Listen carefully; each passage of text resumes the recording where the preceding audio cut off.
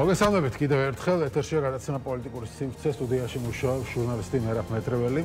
Როგორც ცნობილი ხდება, ლევან ხაბეიშვილს საზოგადოებასთან ყველანაირი კომუნიკაცია აუკრძალეს, ჩამოართვეს ზარების უფლება, წერილობის უფლება, ამის შესახებ ნაციონალური მოძრაობის ერთ-ერთმა ლიდერმა ირაკლი ნადირაძემ ბრიფინგზე განაცხადა.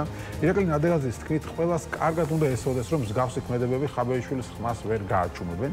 სულ რამდენიმე წუთის წინ გახდა ცნობილი, რომ შეშინებულმა და დაამტყალმა რუსმა ოლიგარქა ამბობს ნადირაძემ, ბორია ივანიშვილმა და მისმა რუსულმა ოცნებამ მათივე ჟანდარმერიის მიერ აბსოლუტურად უსამართლოდ დაჭერილ ლევან ხაბეიშვილს აუკრძალა ყველანაირი კომუნიკაცია საზოგადოებასთან. ჩამოერთვა მას ზარების უფლება, წერილების უფლება და ამით მათი ჭკვით ცდილობენ, რომ ლევან ხაბეიშვილის ხმა ჩაახშო.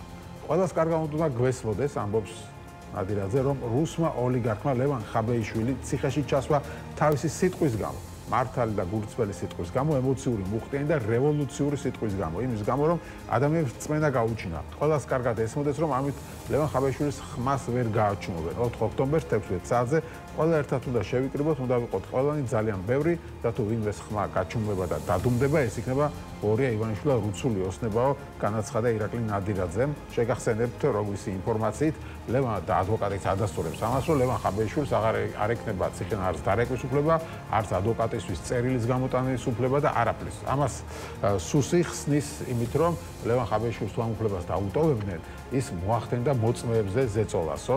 საინტერესოა ამ საქმეში რა მოწმეები არიან, შეგახსენებთ, რომ მას ედავებიან იმას, რომ ტელეეთერით გამოვიდა და სპეცრაზმელებს შესთავაზა ქრთამიო $200,000 ოდენობითო და ეს ყველაფერი ტელეეთერში არსებობს და მოწმე კიდევ მთელი საქართველოს არის ალბათ ნახა, ამიტომ ვიზე მოახდენდა ლევან ხაბეიშვილი ზეწოლას, თუ მას ექნებოდა ზარების და წერილების უფლება, ჯერჯერობით უცნობია. იცით რომ კიდევ ერთი ახალი პატიმარი პოლიტიკოსი შეემატა, ეს არის ელენე ხოშტარია, რომელიც ამბობს, რომ უარს ვაცხადებ დაცვაზე, უარს ვამბობ სასამართლოში გამოცხადებაზე და გთხოვთ არ შეწუხდეთ და არ მოხვიდოთ კერონ ჭრან და იკითხონო, თქვა მან, უფრო დეტალურად მის განცხადებასაც გაგასწორ. დღეს იზოლატორში შემოვიდა სანდომიანი მამაკაცი, გულდასმით გაფასული, წვერით და მოწესრიგებული. მივესალმე რას ვერჩი, მაგრამ სულ რამდენიმე წუთი ეს სანდომიანი მამაკაცი გადაიქცა რუსული სისტემის ჭანჭიკად. რაცაც გულის ტკივილით ვადენებდი თვალსო, ამბობს ელენე ხოშტარია. სრული სერიოზულობით გადაწყვიტა, რომ წამიკითხოს ბრალი. თავად ამ ბრალის ჟღერადობრივი ნაწილი ჩემში სიცილის დაუოკებელ სურვილს იწვევდა. მართლა ეგონა რაიმე სერიოზული სახით წარმართავდა რაიმეს. ცხადია, შევწყვიტე ეს სპექტაკლი. კარგად მინდა გესმოდეთ განსაკუთრებით ჩემს მეგობრებსა და გულშემატკივრებს. ამ ფარში მილიმეტრიტაც კი მონაწილეობის მიღება დაუშვებლად მიმაჩნია. გარდა იმისა, რომ თავმოყვარეობის საკითხია, ბანერის დასვრის დიამეტრზე საუბარი, პატარა დოზითაც კი მათ სიყალბეში ტექნიკური შეყოლა ამასთან შეგუება და ამას მე არ ვაპირებ. შესაბამისად, უარს ვამბობ დაცვაზე, უარს ვამბობ სასამართლოში გამოცხადებაზე და ყველას გთხოვთ არ შეწუხდეთ და არ მოხვიდეთ. კერონ ჭრან წერონ და იკითხონ. დიდი მადლობა ჩემს ადვოკატ შოთა ხუთბერიძეს, რომელიც ამ არაორდინალურ ფორმაზე წამოუყვა ბოლომდეო წერს ელენე ხოშტარია. ელენე ხოშტარიამ ეს წერილი ადვოკატს გამოატანა, ხოლო ხაბეიშვილს შეგახსენებთ, რომ ამის გაკეთების უფლება არ ექნება ხოშტარიასგან განსხვავებით. ხოშტარიასთან დაკავშირებით კიდევ ერთი, ასე ვთქვათ, სკანდალი ააგორა საქართველოს ხელისუფლებამ, კონკრეტულად ის დაესხა თავს ჰოლანდიის ელჩს და ამბობენ, რომ ჰოლანდიის ელჩი შეხვდა ელენე ხოშტარიას, ამით ის ექსტრემის ახალისებს და ასეთ შემდეგ და ზოგადად ელჩებზე თავდასხმა არ ახალია ქართულოცების მხრიდან, გერმანიის ელჩი იყო აქამდე მთავარი თავდასხმის ობიექტი. დღეს ირაკლი ყობახიძემ კიდევ ერთხელ ისაუბრა ამ თემაზე. არ შეიძლება ევროპელი ელჩები თავს წარმოაჩენენ ქართული საზოგადოების წინაშე. როგორც სიძულვილის ელჩები, ამბობს ყობახიძე. დღეს ასია ელჩების დიდი ნაწილი საკუთარ თავს ქართული საზოგადოების წინაშე წარმოაჩენს როგორც სიძულვილის ელჩი. ყობახიძის თქმით, ქართველი ხალხის თვალში ევროპული ბიუროკრატია ასოცირდება რადიკალიზმთან. მისი თქმით, მნიშვნელოვანი ელჩები იქცეოდნენ კეთილსინდისიერათო, განაცხადა მან. ამის პარალელურად დღეს ცნობილი გახდა, რომ ორმა ადამიანმა ოფიციალურად დატოვა თავიანთი პარტია. ერთი ეს არის საბაბუაძე, რომელმაც ოფიციალურად დატოვა ლელო. აქამდე ისედაც ვიცოდით, რომ ის ემიჯნებოდა ლელოს მონაწილეობას არჩევნებში, თუმცა დღეს ოფიციალურად დატოვა. მან 5 ივლისს დავასრულეთ ჩემი პოლიტიკური საქმიანობა. უბრალოდ მაშინ, როდესაც მამუკა ხაზარაძე და ბადრ ჯაფარიძე საპატიმროში იყვნენ, ფორმალურად ჯერ კიდევ რჩებოდი პარტიაში. ახლა ისინი აღარ არიან საპატიმროში, ამბობს ბუაძე. მისი თქმით, შეგიძლიათ ფორმალურადაც და ყველანაირად ჩათვალოთ, რომ ლელო დავტოვებ, ეს განცხადება მან 360 გადაცემა 360 გრადუსში გააკეთა გუშინ და დღეს Facebook-ზეც დაწერა. იგივე განცხადება გააკეთა დაახლოებით დიმიტრი ცქიტიშვილმა, რომელიც გახარიას პარტიას წარმოადგენდა, თუმცა ოფიციალურად არ იყო მისი წევრი, თუმცა ამ პარტიის სიაში იყო არჩევნებზე.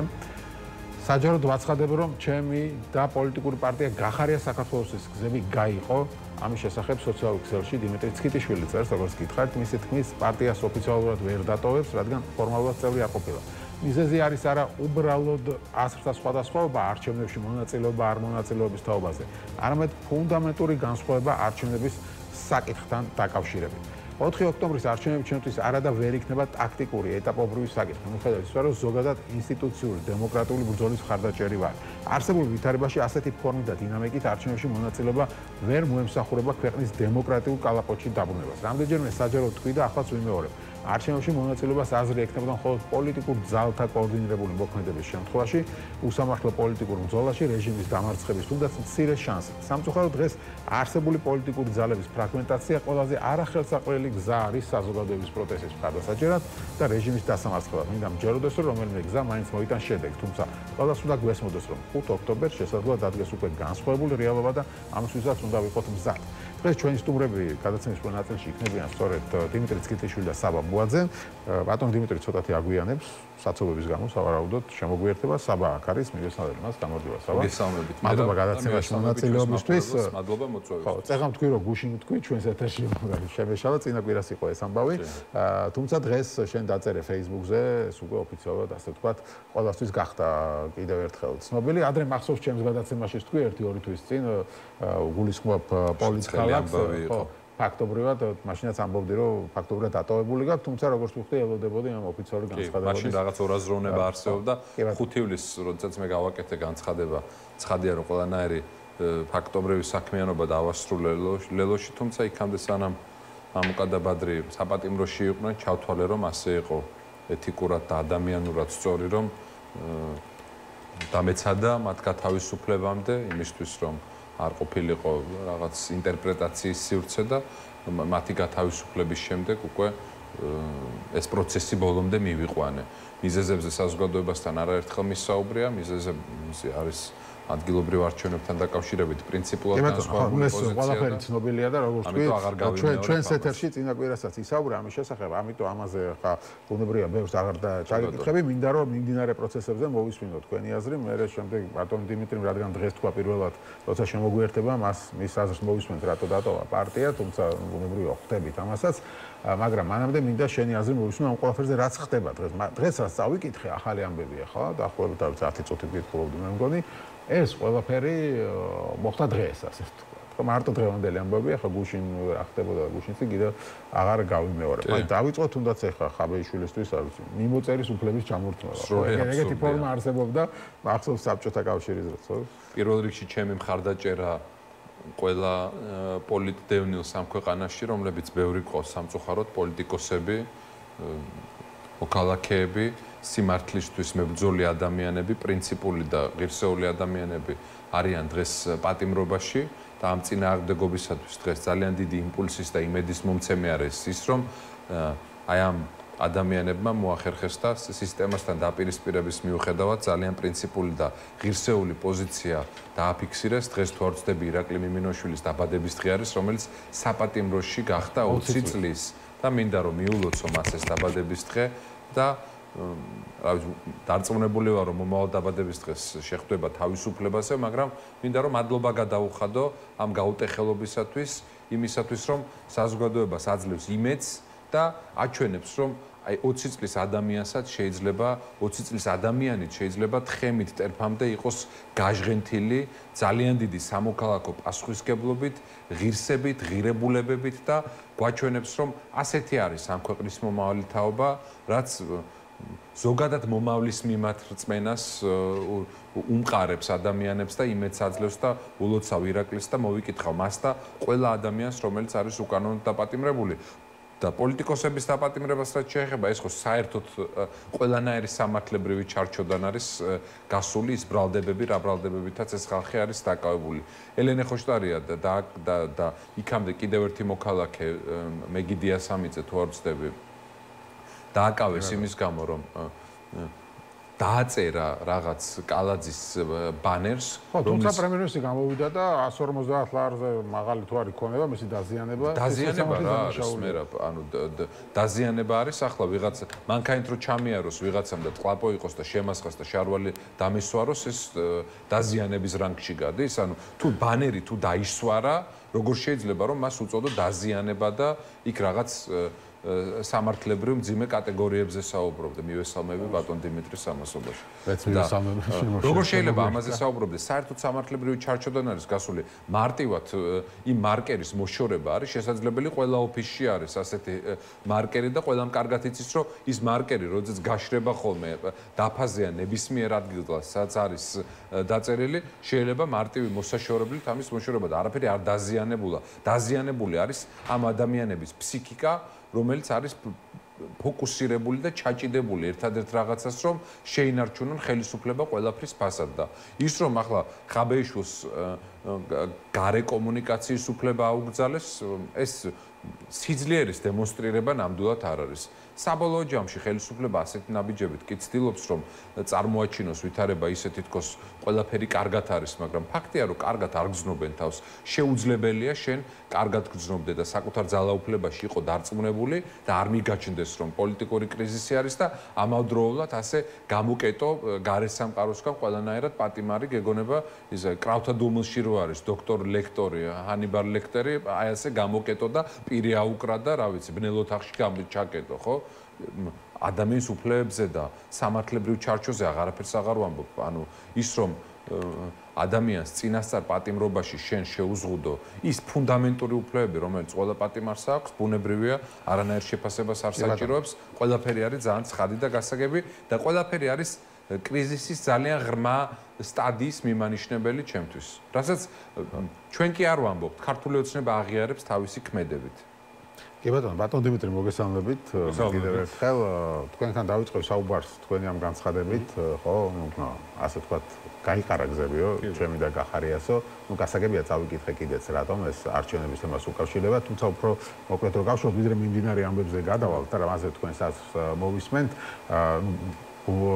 ამ შემთხვევაში რატო აღმოჩნდა შეუძლებელი თქვენი და თანაარსებობა ასე ვთქვათ პარტიის მიუხედავად ასა სხვადასხვაობისა იმიტომ რომ უკვე რამდენიმე თვეა გავხდეს ასა სხვადასხვაობა და ამ პარტიაში თუ უბრალოდ პარტიასთან თანამშრომლობას აგრძელებდით ხო მოგესალმებით ბოდიში დაგვიანებისთვის მოკლედ ესეთ რო განმარტოთ ახლა არჩევნები ამ შემთხვევაში და მეგონი ამ შემთხვევაში მე და საბა ერთ აზრზე ისე გამოვიდა რომ ორივე ლელო დატოვეთ უბრალოდ ლელო და ერთად გახარეს ეს არ არის კოორდინალური არჩევნები ეს არ არის ტაქტიკური ერთ-ერთი დემოკრატიული ეტაპი როდესაც შესაძლებელია არჩევნებით ან გააუმჯობესო ან გააუარესო პარტიული მდგომარეობა ან თუნდაც დააკორექტირო დემოკრატიული სვლა და ასე ეს არის ძალიან ფუნდამენტური მომენტი იმისთვის ქვეყანაში ეს არჩევნები როგორ იქნება გამოყენებული და მე მithქვამს კიდევაც არაერთხელ შეიძლება მეგონი თქვენთანაც მისაუბრე ამაზე მე ზოგადად ვარ მომხრე ინსტიტუციურ დემოკრატიული გზის ცვლილებების და ამას ვემხრობი მაგრამ ამ შემთხვევაში იმისთვის რომ ამ ცვლილებებს ქონოდა რამე თეორიული ან პრაქტიკული შანსი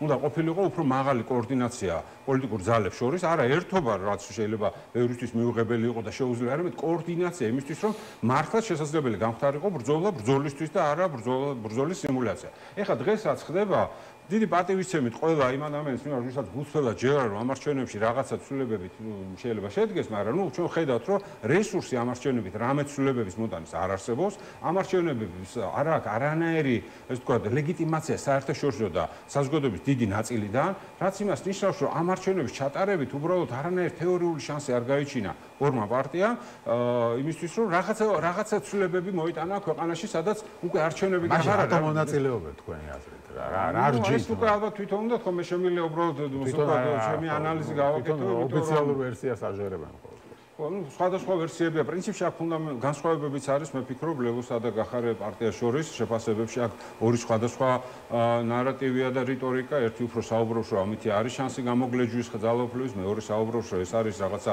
უფრო შანსი ეტაპობრივი ცვლილებების, რომელიც არც ერთია და არც მეორე. რეალურად მე ესე უყურებ, ეს ნათქვამი მაქვს, მე თავის დროზე მაქვს ნათქვამი დაახლოებით ალბათ სანამ ჯერ კიდე დაიწყებოდა ზოგადად ოფიციალურად გაცხადებოდა მონაწილეობა, რომ თუ არის მონაწილეობა, მხოლოდ იმ შემთხვევაში, თუ ჩვენ ვასხივებთ ძალას, როდესაც არის კოორდინირება, ერთი ან ორი მაინც კანდიდატი, რომელსაც შეუძლია წინააღმდეგობა გაუწიოს, ან მეორე ტურამდე გადაიყვანოს ხელისუფლება, უსამართლო გარემოშიც კი შესაძლებელია, რომ არჩევნები გამოყენებული ყოფილიყო ბრძოლის, მობილიზების, საზოგადოებრივი აზრის მობილიზების, თუმცა დღეს ჩვენ ხედავთ, რომ ყველაზე ცუდი სცენარი წავიდა პოლიტიკური სპექტრი, მათ შორის იმ პარტიებს, მე სხვა პარტიას ვერ დავტოვებდი, მაგრამ არ დანარჩენი პარტიების დამოკიდებულება მიმაჩნია, სწორად, როდესაც ფრაგმენტულია პოლიტიკური სპექტრი, არა ერთობა, კიდევ ერთხელ, რთულია და შეუძლებელი, მაგრამ რაღაცა კოორდინაციის მექანიზმი თუ არ იქნა და ერთი სტრატეგია თუ არ იქნა, ერთი მიმართულებით ბრძოლის, უბრალოდ ეს შედეგები არ მოიტანს და ამ შემთხვევაში მე ჩემთვის ეს ძალიან ფუნდამენტური საკითხია, ეს ღირებულებითი საკითხიც არის, როგორ ვხედავ ქვეყნის განვითარების და ქვეყნის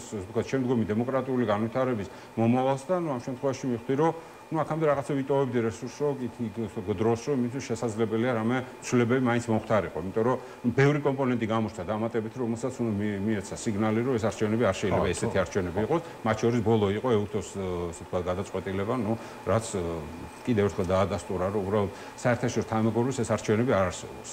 შესაბამისად, დანარჩენი ეს ყველაფერი უკვე ნორმალიზება შეიძლება ცუდი სიტყვა ვიღაცა არ მოწონს, მაგრამ აი სტატუს-კვოს ნორმალიზება, სტატუს-კვოს აღიარებისკენ გადადგმული ნაბიჯებია, ეს ადრე ვთქვი, ეხლაც ვიმეორებ, ამაზე ზრდები და უბრალოდ არათავსებადია უკვე ჩემი მოსაზრება იმ მოსაზრებებთან, რომელსაც პარტიის ხაზი ატარებს. ხო, ის რომ თვითონ მე შეება რომ თვითონ ამ პარტიებსაც არ ჯერათ დიდად გამარჯვების, ამას მოწონს ალბათ ის რა კანდიდატების წარადგინეს, ხო?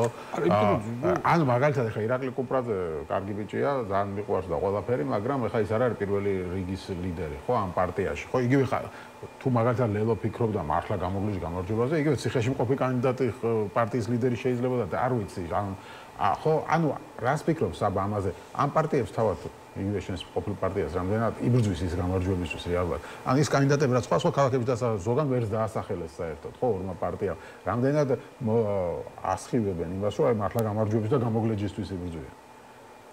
მოდით მე თავს შევიკავებ ლელოს კამპანიის შეფასებისგან.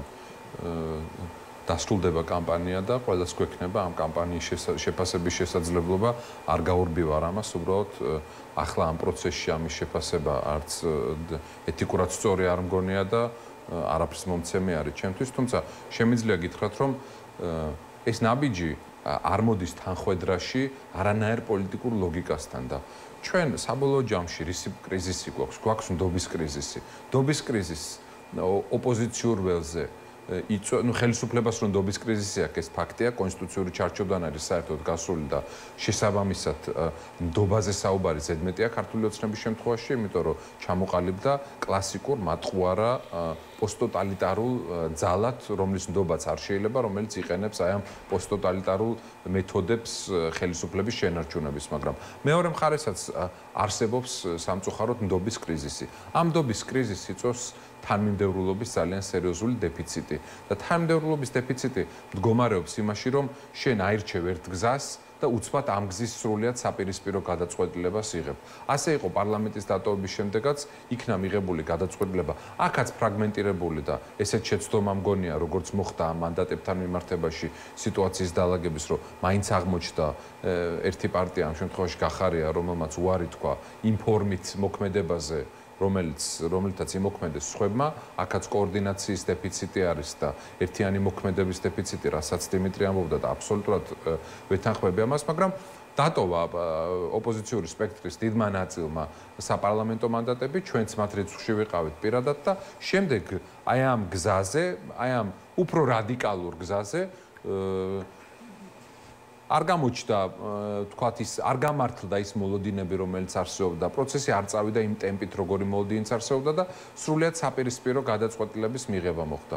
მე ცხადია მთელ პასუხისმგებლობას ლელოს ვერ დავაკისრებ, კოორდინაციის და თანამშრომლობის დეფიციტზე, როდესაც არის საუბარი, შემიძლია ვთქვა, რომ აბსოლუტურად ყველა მხარეს ეკისრება პასუხისმგებლობა და მეტიც მე მათ შორის მეც ვგრძნობ ჩემს პირად პასუხისმგებლობას და ჩემ წილ პასუხისმგებლობას იმ დეფიციტში, რომელიც არსებობდა და თლიანობაში რა გამოასხივა პოლიტიკურმა კლასმა ის, რომ ყველაზე კრიზისულ მომენტში შეუძლებელი არის ერთიანი მოქმედება. ისიც კი შეუძლებელი არის, რომ ყველა პოლიტიკური ლიდერი ადამიანებმა ერთად დაინახონ ერთ ფოტოში. აღარაფერს ვამბობ ერთიან მოქმედებაზე და აღარაფერს ვამბობ თანამშრომლობაზე, ერთიან გზავნილებზე და საზოგადოებაში ნდობის და ოპტიმიზმის აღმძვრელ ნაბიჯებზე. და შენ შეუძლებელია ხალხს ერთის მხრივ ეუბნებოდე, რომ ქვეყანა იღუპება და ეს არის ჩელიაბინსკი და გავიღვიძეთ რუსეთში და არის დიქტატურა და მეორეს მხრივ ყველა საკუთარი პარტიული ოფისებიდან და საკუთარი პარტიული ბანერებიდან ელაპარაკებოდეს ერთმანეთს. ეს არის წარმოუდგენელი ვითარება, ამიტომაც გონია, რომ დღეს ერთიანობაზე, თანამშრომლობაზე და კოორდინაციაზე საუბარი არის უბრალოდ უხერხული ოპოზიციის ამ კონფიგურაციიდან და აი ამ მოცემულობიდან თუ რამე რესურსი არსებობს თანამშრომლობის, ეს თანამშრომლობა უნდა შედგეს დახურულ კარს მიღმა და საზოგადოებამ უნდა იხილოს უკვე მზა პროდუქტი, ან ერთიანობაზე და ერთიანი ძალისხმევის აუცილებლობაზე არ უნდა გველაპარაკონ. აქვე ვიტყვი ერთ რამეს, რაც არის პარადოქსული ამავდროულად, რომ ერთიანობაზე საუბრობენ ის პოლიტიკური ძალები, რომლებიც ერთ დროს ყველა იყო ერთ პარტიაში. აი 8 ოპოზიციური პარტია რო არსებობს ასეთი ფორმატი, ყველა სხვადასხვა დროს, სხვადასხვა ფორმით იყვნენ ერთ პარტიაში თანამებრძოლები, იყვნენ ნაციონალური მოძრაობის წევრები. ანუ რაღაცა საერთო ღირებულებები და ხედვები ამ ადამიანებს აკავშირებს, მინიმუმ წარსული აკავშირებს, ხო? მაგრამ უმეტესობა. აბსოლუტური უმრავლესობა. აბსოლუტური უმრავლესობა თავისუფლების მოედანს თუ არ ჩავთვლით, რომელიც ეხლაც ფორმირების პროცესში არის როგორც პოლიტიკური სუბიექტი, მაგრამ აბსოლუტური უმრავლესობა და როდესაც მე ასეთი მხრიდან ხდება საუბარი ერთიანობაზე, მაგრამ ეს ერთიანობა საბოლოო ჯამში არ აღმოჩნდება ხოლმე ერთიანობა და თურმე ფორმატიც არ არსებობს და ოპოზიციური რვიანი ეს ფორმატი კი არ ყოფილა, ეს ყოფილა რაღაც ინიციატივა, რომელიც იყო რაღაც ჩატში. ეს მე ვფიქრობ, რომ საზოგადოებაში იწვევს იმედგაცრუებას. ამიტომ თუ ვინმე ლაპარაკობს ერთიანობაზე, განსაკუთრებით ნაციონალურ მოძრაობაში ნამყოფ სუბიექტებს და პოლიტიკურ ლიდერებს გულისხმობ, ლოგიკური იქნება, ხო, რომ ჯერ ეს ხალხი გაერთიანდეს და მერე ელაპარაკოს სხვას გაერთიანებაზე. მე ასე მიმაჩნია სწორი. ამავდროულად, ეხლა ისიც პარადოქსული არის აქეთ მხარეს, რომ ორი პოლიტიკური პარტია ასპარეზობს ერთ ადგილობრივ არჩევნებზე, აქვთ კოორდინაცია და თანამშრომლობა და ერთიანი სიით არ გამოდიან. ესეც არ მესმის რა ტიპის ლოგიკას ემსახურება. ამიტომ ამ სიტყვებს უნდა კონდეს მნიშვნელობა, როდესაც ვამბობთ ნდობის კრიზისზე და დეფიციტზე, მე თქვი და გავიმეორებ, რომ ყველა მიმართულებას ბოიკოტისტების, რევოლუციის, არჩევნებში მონაწილეობის ყველა აი ამ გზას აქვს ერთი ფუნდამენტური ხარვეზი. მას აკლია საზოგადოების ნდობა და ერთი რომ ნდობა სჭირდება მშენებლობა და ნდობა სჭირდება ისეთი ნაბიჯების გადადგმა, რომელიც ადამიანებს დაუბრუნებს პოლიტიკის მიმართ ნდობას და ამ პარტიების მიმართ და მეორე არის რომ არ გავაკეთოთ ახლა აწმყოში ისეთი რაღაცეები და მომავალში, რაც ამ ისედაც უკიდურესად დაზიანებულ ნდობას კიდევ უფრო მეტად შეარყევს. ხო, კი ბატონო, დიმიტრი, გავიგე თქვენი პოზიცია გასაგებია ყველაფერი, მაგრამ ის პარტიები, თქვენი ასე ვთქვათ, ყოფილი პარტიას, ლელოთას, შემდეგ ვინც არჩევნებში მიდიან, ისინი მას კითხავენ, რომ სხვას აქვს თავაზობ ალტერნატივას, ხო, რას გვთავაზობთ ალტერნატივას. აგერ ხასაბას თავაზობ და აქეთ მხარეს ეს არანაკლები პრობლემებია, ხა ის 8 პარტია ხო, რა ფორმატია საერთოდ ვერ გავიგეოს აბა ამბობს, რაღაც ნაწილი რაღაც 4 ოქტომბრის რევოლუციისთვის და დამხობისთვის ემზადება, ესენი ამათ ემიჯდებიან. ანუ აქეთ რას გვთავაზობთ?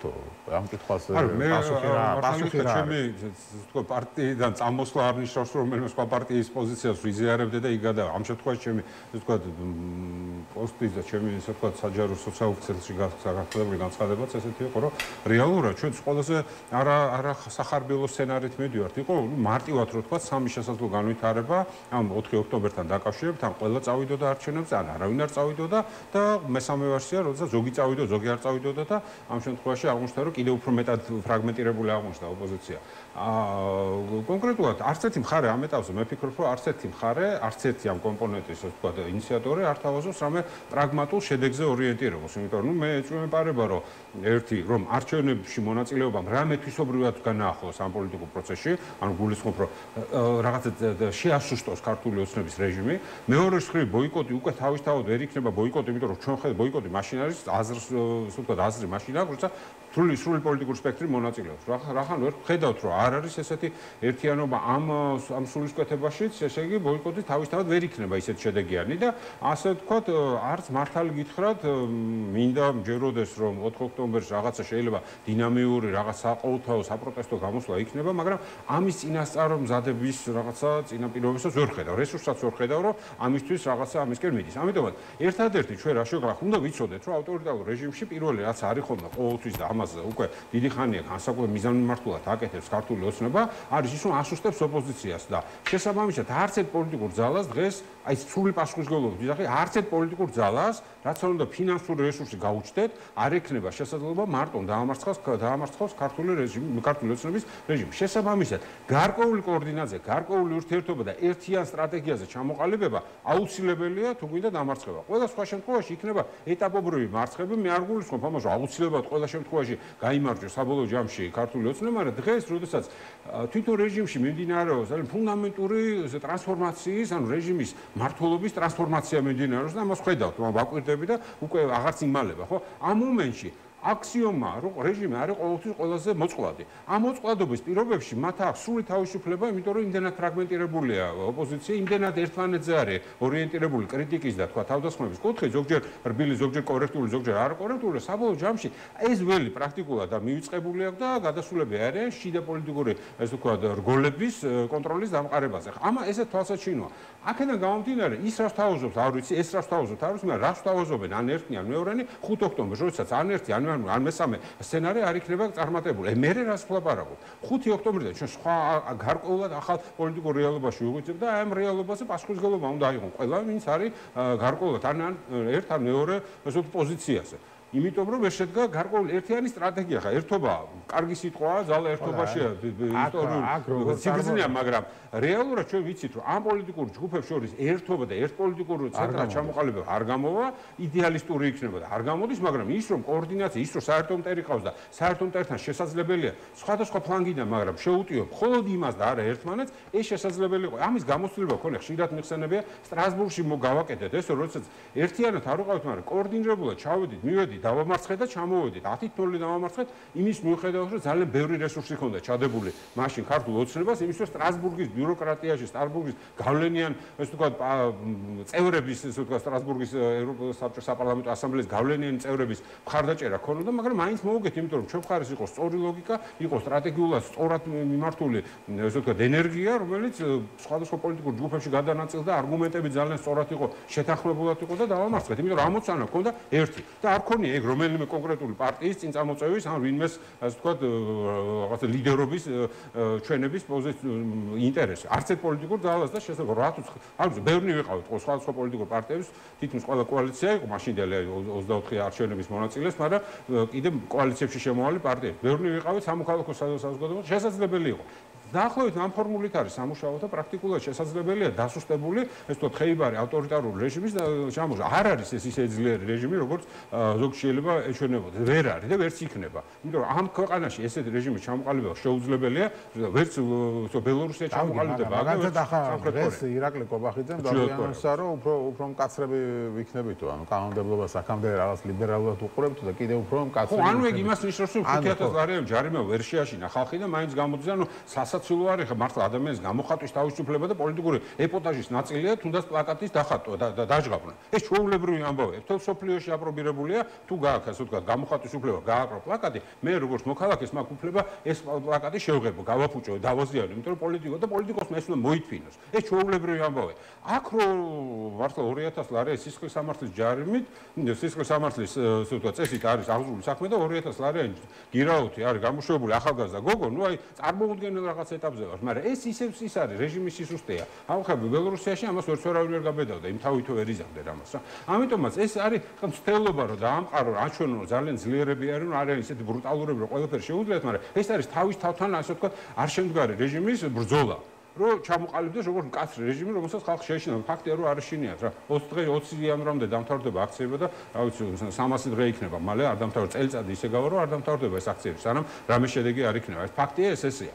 მიუხედავად იმისა, მცირეა თუ დიდი, ხორცა საჭიროა დიდია, როცა არ არის საჭირო, შეიძლება ეს ყოველდღიურობაში რუტინაში ეს მცირეა, მაგრამ ნაპერწკალია, რომელიც შეიძლება ნებისმიერ დროს აალდეს. კი ბატონო, ამაზე ვისაუბროთ, მანამდე ირაკლი კობახის ამ ციტატას დავიკითხავ. ამერიდან ყველას ახსოვდეს, რომ ნებისმიერი კატეგორიის დანაშაულის მიმართ კანონი მთელი სიმკაცრით იმოქმედებს. ეს ეხება კორუფციას, ორგანიზებულ დანაშაულს, ნარკოტიკულ დანაშაულს და პოლიტიკურად მოტივირებულ დანაშაულს. კანონი მთელი სიმკაცრით იმუშავებს, რაც არის პირობა, რომელსაც საზოგადოებას ხელისუფლებას სახელით ვაძლევო, ანუ ხელისუფლება გვირდება სიმკაცრეს. როგორ ფიქრობთ, ამით რა შედეგს მიაღწევს ის? სრული ფარისევლობა არის, რომელ სიმკაცრეზე არის ლაპარაკი, აი ამ ანტიკორუფციულ კამპანიაშიც კი არიან შერჩევითები, ანუ რისი თქმა უნდათ, რომ მთელი კორუფციის ასე ვთქვათ, სიმძიმე და ტვირთი მოდიოდა ღარიბაშვილზე, ლილუაშვილზე და გომელაურზე და ამ წლების განმავლობაში მარტო ესენი გაკეთდნენ და სხვა არავის არაფერში არ მიუძღვის წვლილი და მინიმუმ პოლიტიკური პასუხისგებლობა. ეს ხო არ არის. ქართული ოცნების კორუფციის სიმბოლოდ ქცეული კახა კალაძე ქართულ მოძრაობამ წარადგინა მესამე ვადით მერობის კანდიდატად. ადამიანი, რომელიც ამ ქალაქის განადგურების და დამახინჯების და ჩვენი საზოგადოებრივი სივრცეების მიტაცების და სამარცხვინო და ტრაგიკული შემთხვევების ხარჯზე გამდიდრდა. და მის ირგვლივ არსებული ერთგვარი ეკოსისტემა, რომელიც ჩამოყალიბდა. მისი ყოფილი მოადგილე, ყოფილი ვიცემერი, ყველას კარგად ახსოვს, რა მასშტაბის კორუფციულ სკანდალებში იყო ჩართული, მისი ჯერ კიდევ მოქმედი ერთ-ერთი მოადგილე, პირდაპირ ქალაქის ისტორიული ნაწილის გამანადგურებელ კომპანიასთან არის ასოცირებული და მასთან არის შემჩნეული კორუფციულ სკანდალში. და შეხედეთ ქალაქს, ვინ ფლობს ამ ქალაქში ყველაზე მეტ სამშენებლო ნებართვას, ყველაზე მეტი უფლებას ვისაძლევენ, ყველაზე მეტი დანაშაული და უწესრიგობა ვისეპატიება, არქის, ვისოლ ჯგუფთან დაკავშირებულ კომპანიებს, იმ ხალხს, რომელიც ამდიდრებს კალაძეს და ივანიშვილს, ამიტომ არავინ არ უნდა მოტყუდეს, სანამ კალაძე არის ამ მართველი პარტიის ერთ-ერთი წამყვანი სახე, კორუფციასთან ბრძოლა არის ორსიტყვიანი ანეკდოტი.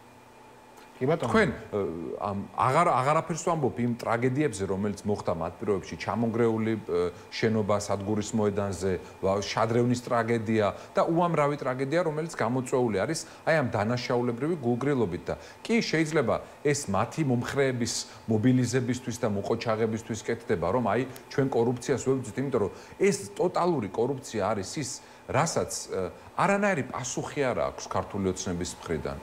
ქართული ოცნების მხრიდან აი როდესაც ელაპარაკები ქართული ოცნების მხარდამჭერს და ამორჩევას ჯუანშერ ბურჭულაძეზე მე როდესაც ვამბობდი ჯუანშერ ბურჭულაძეზე რომ არის თავიდან ფეხებამდე კორუფციაში ჩაფლული ქართული ოცნების ეს უსირცხვილო წარმომადგენლები ამბობდნენ რომ როგორ შეიძლება ასეთი რაღაცის თქმა რვაშვილის მამაზე და ახლა ეს რვაშვილის მამა კონტუზიით თუ რაღაც სხვა ჯანმრთელობის პრობლემით ისე წაიყვანეს პატიმრობაში რომ ერთ ადამიანს არ გაუმხნევებია მისი ყოფილი გუნდიდან კი არა ერთი ადამიანი არ გამოჩნდა საერთოდ რომელიც იტყოდა რომ თავისუფლება ჯუანშერს ერთი მამამისი ვნახეთ რომელიც მიკროფონს კმენდა არ ვიცი სიმწრისგან ალბათ არავის არ უხარია ბუნებრივია ასეთი რაღაცები მის ოჯახის წევრს და შვილს რო ემართება ისე დაივიწყეს და ჩარეცხეს ადამიანები თითქოს საერთოდ კავშირი არ ჰქონდათ ეგ იგივე შემიძლია თქვა რიჟვაძეზე იგივე შემიძლია თქვა სხვებზე რომლებსაც გაემიჯნენ დღეს აგერ ღარიბაშვილს გაემიჯნენ და ამ ხალხზე თან ამბობენ რომ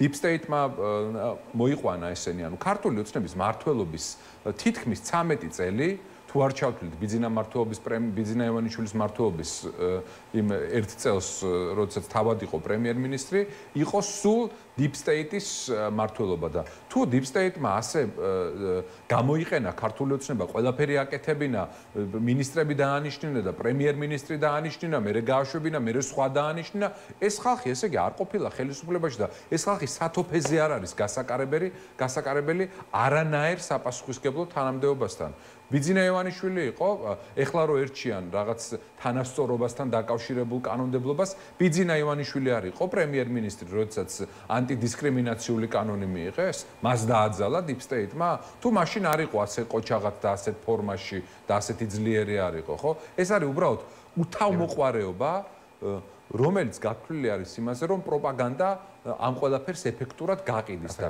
ჩვენი პასუხისმგებლობა აქეთ მხარეს მე რა არის ის, რომ შევქმნათ ნდობა საზოგადოებასთან და ეს ნდობა გამოვიყენოთ იმისთვის, რომ ამ პროპაგანდას არ მივცეთ გასახანი. ბატონ დიმიტრის ასე მაინტერესებს ამ ყობახის დაპირებაზე სიმკაცრესთან დაკავშირებით იქ იყოს უბრალოდ პოლიტიკურ დანაშაულებზე და ელენე ხოშტარიძე რო კითხეს, რომ აი ადრე მაგალითად ოპოზიციის ბანერებსაც ხო ოპოზიციის ოფისებს საერთოდ ღებავდნენ არჩევნების წინ, ხა ქართულოსების ხარდამჭერები და ნაციონალური მოძრაობის ოფისებს და ქონების დაზიანება ის იყო თუ იყო, ხო? იმას რატო არ ვიჭერდით, რომ მაშინ ლიბერალური დამოკიდებულება გქონდა და ახლა ყველას დავიჭერთო. ყველას დავიჭერთ, ანუ უფრო მკაცრები ვიქნებითო, იმიტომ რომ ამაზე სხვა პასუხი უნდა ქონოდე ხა აქ რაღაცა წარწერა გააკეთეთ ელენე ხოშტარიანო, ჩვენ გვახსოვს არჩევნების წინ სხვადასხვა ოპოზიციური პარტიის ოფისებს რაებს უშვებოდა ხელისუფლების მომხრეები და ამაზე ეს თქვა რომ ახლა ყველას დავიჭერთო, ჩვენსაცო სხვასაცო არის. ნუ ელენე ხოშტარიანსაც კაცრად მიუდგებიან ალბათ, არ ვიცი. და ეს სიმკაცრე რას მოიტანს თქვენი აზრით? ეს პოლიტიკური პროცესი უფრო წავა, ასე ვთქვათ, ხელისუფლებისთვის სასურველი კალაპოტში, თუ არა? ხო, ვარაუდობ, რა თქმა უნდა, ზუსტად არ ვიცი რას გულისხმობენ, მაგრამ ფაქტია, რომ როდესაც რეჟიმს აყალიბებს, ამ რეჟიმის უნდა ეშინოდეს საზოგადოებას. ხანაერ რეჟიმი არ ფუნქციონირებს, ახლა ყველა რეჟიმი ესე ყალიბდება შიშზე და ნუ მე შიშის სიყვარულსა თუ არა რა, საბოლოო ჯამში, მაგრამ ნუ პირველი არის შიში და შიში ვერაფრით ვერ შექმნა შიში, იმიტომ რომ საზოგადოებაში ნუ ნაწილს ვიღაცას ეშინია, რა თქმა უნდა, ვისაც შეიძლება უფრო ნაკლები რისკის საშუალება აქვს, ან რა ვიცი რაღაცა გარემოებების გამომდინარე, მაგრამ ფაქტია, რომ ქვეყანაში ეს საყოველთაო ტოტალური შიშის სინდრომი არ შედგა. ადამიანები არიან, რომელსაც ესე შეუძლიათ თამამად ებრძოლონ რეჟიმს თავისი ცარიელი ხელებით. მიუხედავად იმისა, დაუპირისპირდნენ იარაღიანს, მაგალითად გუშინდელი ფაქტი რო იყოს, ხო? იარაღიანი კაც მოვიდა და უბრალოდ პროტესტის მონაწილეობა წაართვეს და პოლიციას ჩააბარეს. მე ვითომ აღმოჩნდა, რომ პნევმატური იყო ის იარაღი და ასე შემდეგ, ხო? როგორც არის ხომ, ანუ არ არის შიში და რაღაცა ერთი პერიოდი შემოიტანეს ჯერ კანონები, ასე ვთქვათ, რაღაცა ვთქვათ კაბალური ჯარიმებით, რომელმაც ვიღაცა შეაშინა, მაგრამ დიდწილად მაინც ვერ გააჩერა პროტესტის ჯარიმები არის და ვიღაცები არიან, რომელსაც რა ვიცი 200 და 300.000 აქვს უკვე ჯარიმა დაწერილი. ანუ რეალურად შიშის დამკვიდრება არის აუცილებელი და საბოლოო ჯამში ჯერჯერობით ფაქტია, რომ ეს ვთქვათ ხეიბარი რეჟიმი ვერ აკეთებს ამას და უფრო და უფრო მკაცრი სახის ჩვენება უნდა. რამდენად გამოუვა? პრინციპში ალბათ დამოკიდებულია იმაზე, რამდენად საბოლოო ჯამში ჩვენ შეგვეშინდება თუ არა, მაგრამ ფაქტია, რომ ამ გზით ვერ მიდიან. არ იმიტომ არ უნდათ, ან არ რაღაც სურვილი არ, ამეთ ვერ მიდიან, არ გამოждით. ყოველ შემთხვევაში არ არის შესაშინებელი, უფრო სასაცილოები არიან ხოლმე ხშირ შემთხვევაში და ეს მათთვის ესე ვთქვათ, მათ აწუხებთ აშკარად. მეორეა, რომ ასევე ჭირდებათ მათ რასაც ახლა ვაკვირდებით, კიდევ ერთხელ რეჟიმის შიდა პოლიტიკური ბრძოლები მიმდინარეობს. უმეტესად ეს ახლა ჯუანშერ ბურჟუაზიაზე იყო საუბარი, პარადოქსულია, მაგრამ გარკვეულად პოლიტპატიმრისკენ იხრება მისი მდგომარეობაც, იმიტომ რომ ის არ არის დაჭერილი, იმიტომ რომ კორუფციის გამო, ის არის დაჭერილი, იმიტომ რომ ვიღაცაზე უნდათ გასვლა. ხო, ფაქტია, ახლა ესე ჭირდება. ღარიბაშვილზე უნდათ სავარაუდოდ გასვლა, ან კიდევ უფრო რაღაცა ისე თემა უნდათ. ოღონდ არა, იმიტომ რომ კორუფცია ამოძირყონ, იმიტომ რომ მაშინ სხვანაირი გამოძიება უნდა იყოს და სხვანაირი ფორმა უნდა იყოს, სხვანაირი საგამოძიებო სტრუქტურა უნდა არსებობდეს ანტიკორუფციული, ხო? შესაბამისად, ჩვენ ხედავთ, რომ მიზანშეწონილია პოლიტიკური მიზანშეწონილობიდან გამომდინარე არის ეს საქმე, ეს კონკრეტული საქმე. იგივე რომეო მიქაუტაძის საქმე იქნებოდა ნებისმიერ სხვა. ჩვენ აქ ხედავთ, იმიტომ რომ თუ თქვა ენერგეტიკაში კორუფცია იყო, მარტო ერთი რომეო მიქაუტაძე იყო და იქ ტოტალურად არ იყო მთელი სქემა და ხო ვიცით, რომ იქ რაღაც უამრავი სქემები არსებობს, რაღაც ტარიფებში წილში ზიან ვიღაცები და ასე შემდეგ, ხო? ანუ თუ მათ რეალურად უნდათ კორუფციასთან ბრძოლა იწყება, იმიტომ რომ პირველი უნდა იყოს დამოუკიდებელი სააგენტო. ყველა სხვა შემთხვევაში ნებისმიერი კანონი, რაც არ უნდა კარგი კანონი იყოს, თუ დამოუკიდებელი ინსტიტუტი არსებობს, ეს ხდება იარაღი ხელისუფლების ხელში და ამ შემთხვევაში რეჟიმის ხელში. მაშინ როდესაც არ აქვს სასამართლო დამოუკიდებელი, მაშინ როდესაც რადნე კუპრაშვილი სრულიად სუბორდინირებულია პოლიტიკურ გადაწყვეტილებებზე და ამას ხედავთ ყოველდღიურობაში, მაშინ როდესაც პოლიციაც კი, რიგით პოლიციელსაც კი ეშინია ქუჩაში კრიმინალის დაჭერა, იმიტომ რომ არ იყოს ვინმესთან შეთანხმებული ის და მე იდე თავში არ წამოარტყა მაგის გამო ეს ნახეთ ეს უსუსური პოლიცია ახლა გუშინ იყო თუ დღეს რაღაც ნარკოტიკებზე დაუჭერიათ ხალხი და იმათმა დამჭერები გალახეს პოლიციელებს რა ესეთი ფაქტები რატო შემთხვევითი კი არა ან ვიღაცა ესეთ უბრალოდ ესეთი დემორალიზებულია პოლიტიკური სისტემა როდესაც პოლიციას არ აქვს ის რესურსი რომ მართლაც იმკაცრად დაამყაროს და ეხლა ცდილობენ კანონების მეშვეობით აი რაღაცა ახალი ინიციატივები გაკეთონ რეალურად ეს ყველაფერი არის ესე ვთქვათ წყლის ნაყოფი იმიტომ რომ ესე არ ყალიბდება ავტორიტარიზმის ესე არ ყალიბდება ავტორიტარიზმის ყალიბდება ჯერ პირველ რიგში სიყვარულით ანუ ისიც ლუკაშენკოს ჯერ ბაჭკა დაარქვეს და მერე შედგა ის საბოლოო დიქტატორად. ხვდებით რის თქმამი და ანუ უნდა შეაყვარო, უნდა დიდი ეროვნული პროექტი უნდა ქონდეს. ლუკაშენკოს ჰქონდა რომ არ დანგრეულიყო ბელორუსია საბჭოთა კავშირის დიდი ნგრევის პირობებში და მეტნაკლებად მაშინ სოციალურ-ეკონომიკურ სისტემა გადაარჩინა. და ამიტომ შეუყვარდათ ის ადამიანი რაღაც ეტაპზე და ბაჭკა დაარქვეს, მამა დაარქვეს, ხო? ანუ ესეც არ არის. იგივე თქვა აზერბაიჯანის მაგალითად რომ იქაც არის დიდი ეროვნული იდეა, რომელსაც ემსახურება რეჟიმი თუნდაც კორუმპირებულია თუ არა, ეს კიდევ ცალკე თემა, მაგრამ ის ემსახურება. საზოგადოებაში არის განცდა რომ ვიღაცა ის სამშობლოსთვის ცუდი თუ კარგი სისტემის, მაგრამ სამშობლოს ემსახურებია. აქ ეს განცდა არ არის. ეს განცდა არ არის მათ შორის ქართული ოცნების ხო, მაგრამ მაშინ როგორ ინარჩუნებენ ამდენი ხანი? ინარჩუნებენ იმის გამო, რომ წინააღმდეგობა არის სუსტე. კარგი, პოლიტიკური წინააღმდეგობა არის, ანუ ძალაუფლება უნდა წაართვა და არა ის რა უნდა შეიცვალოს აქეთ ხარეს ოპოზიციურ პლანზე. ან თქვენ რა იდეით, თქვენ ორივე თქვით რომ რჩებით პოლიტიკაში და რა იდეებით რჩებით? მე მიმაჩნია რომ ამ პროტესტს ჭირდება გაფართოება და ამ პროტესტის გაფართოების გზა გადის იმ პროცესზე, სადაც ჩვენ ნდობის მშენებლობით ვართ დაკავებულები. გონია რომ ამ ნდობის გაფართოებას ჭირდება მუშაობა, ჭირდება ადამიანების პრობლემების პოლიტიკურ პროცესში დაბრუნება და ჭირდება გასაგები, თანმიმდევრული და რაც თავარია არაისტერიული და ისტერიკაზე დაფუძნებული პოლიტიკური პროცესი და მგონია რომ ამის სივრცე არსებობს. საზოგადოებაში ამისთვის მზაობა და ამაზე მოთხოვნილება მგონია რომ არსებობს და ჩვენც მშვიდად ამ პროცესს უნდა შევხედოთ რომ ამის გარეშე არაფერი არ გამოვა და უნდა ვიცოდეთ რომ თუ არ ავაშენებთ ნდობას საზოგადოებასთან და ამომრჩეველთან და ამ ამომრჩეველს არ აუხსნით რატომ არის მნიშვნელობა მათი თუნდაც ამ პროტესტში და წინააღმდეგობაში მონაწილეობა იმ პოლიტიკური სუბიექტების და პარტიების გზით რომელსაც ენდობიან არაფერი არ გამოვა იმიტომ რომ წარსულში ჩვენ გვაჩვენა გამოცდილებამ რომ კი რაღაც პარტიებს ჰქონდათ ხმები მაგრამ ეს ამ ხმებს არ მოყვებოდა ნდობის ის მანდატი რომელიც ამ პარტიებს თავისუფლად და მასშტაბურად მოქმედების შესაძლებლობას მიცემდა ამიტომაც ჩვენ გვჭირდება ასეთი ტიპის პოლიტიკური სუბიექტები, ასეთი ტიპის პოლიტიკოსები, რომლებიც გამოასხივებენ ერთადერთ რაღაცას, რაც აკლია ამ ცვლილებებს. ეს არის ალტერნატივა. ხალხმა უნდა დაინახოს ალტერნატივა.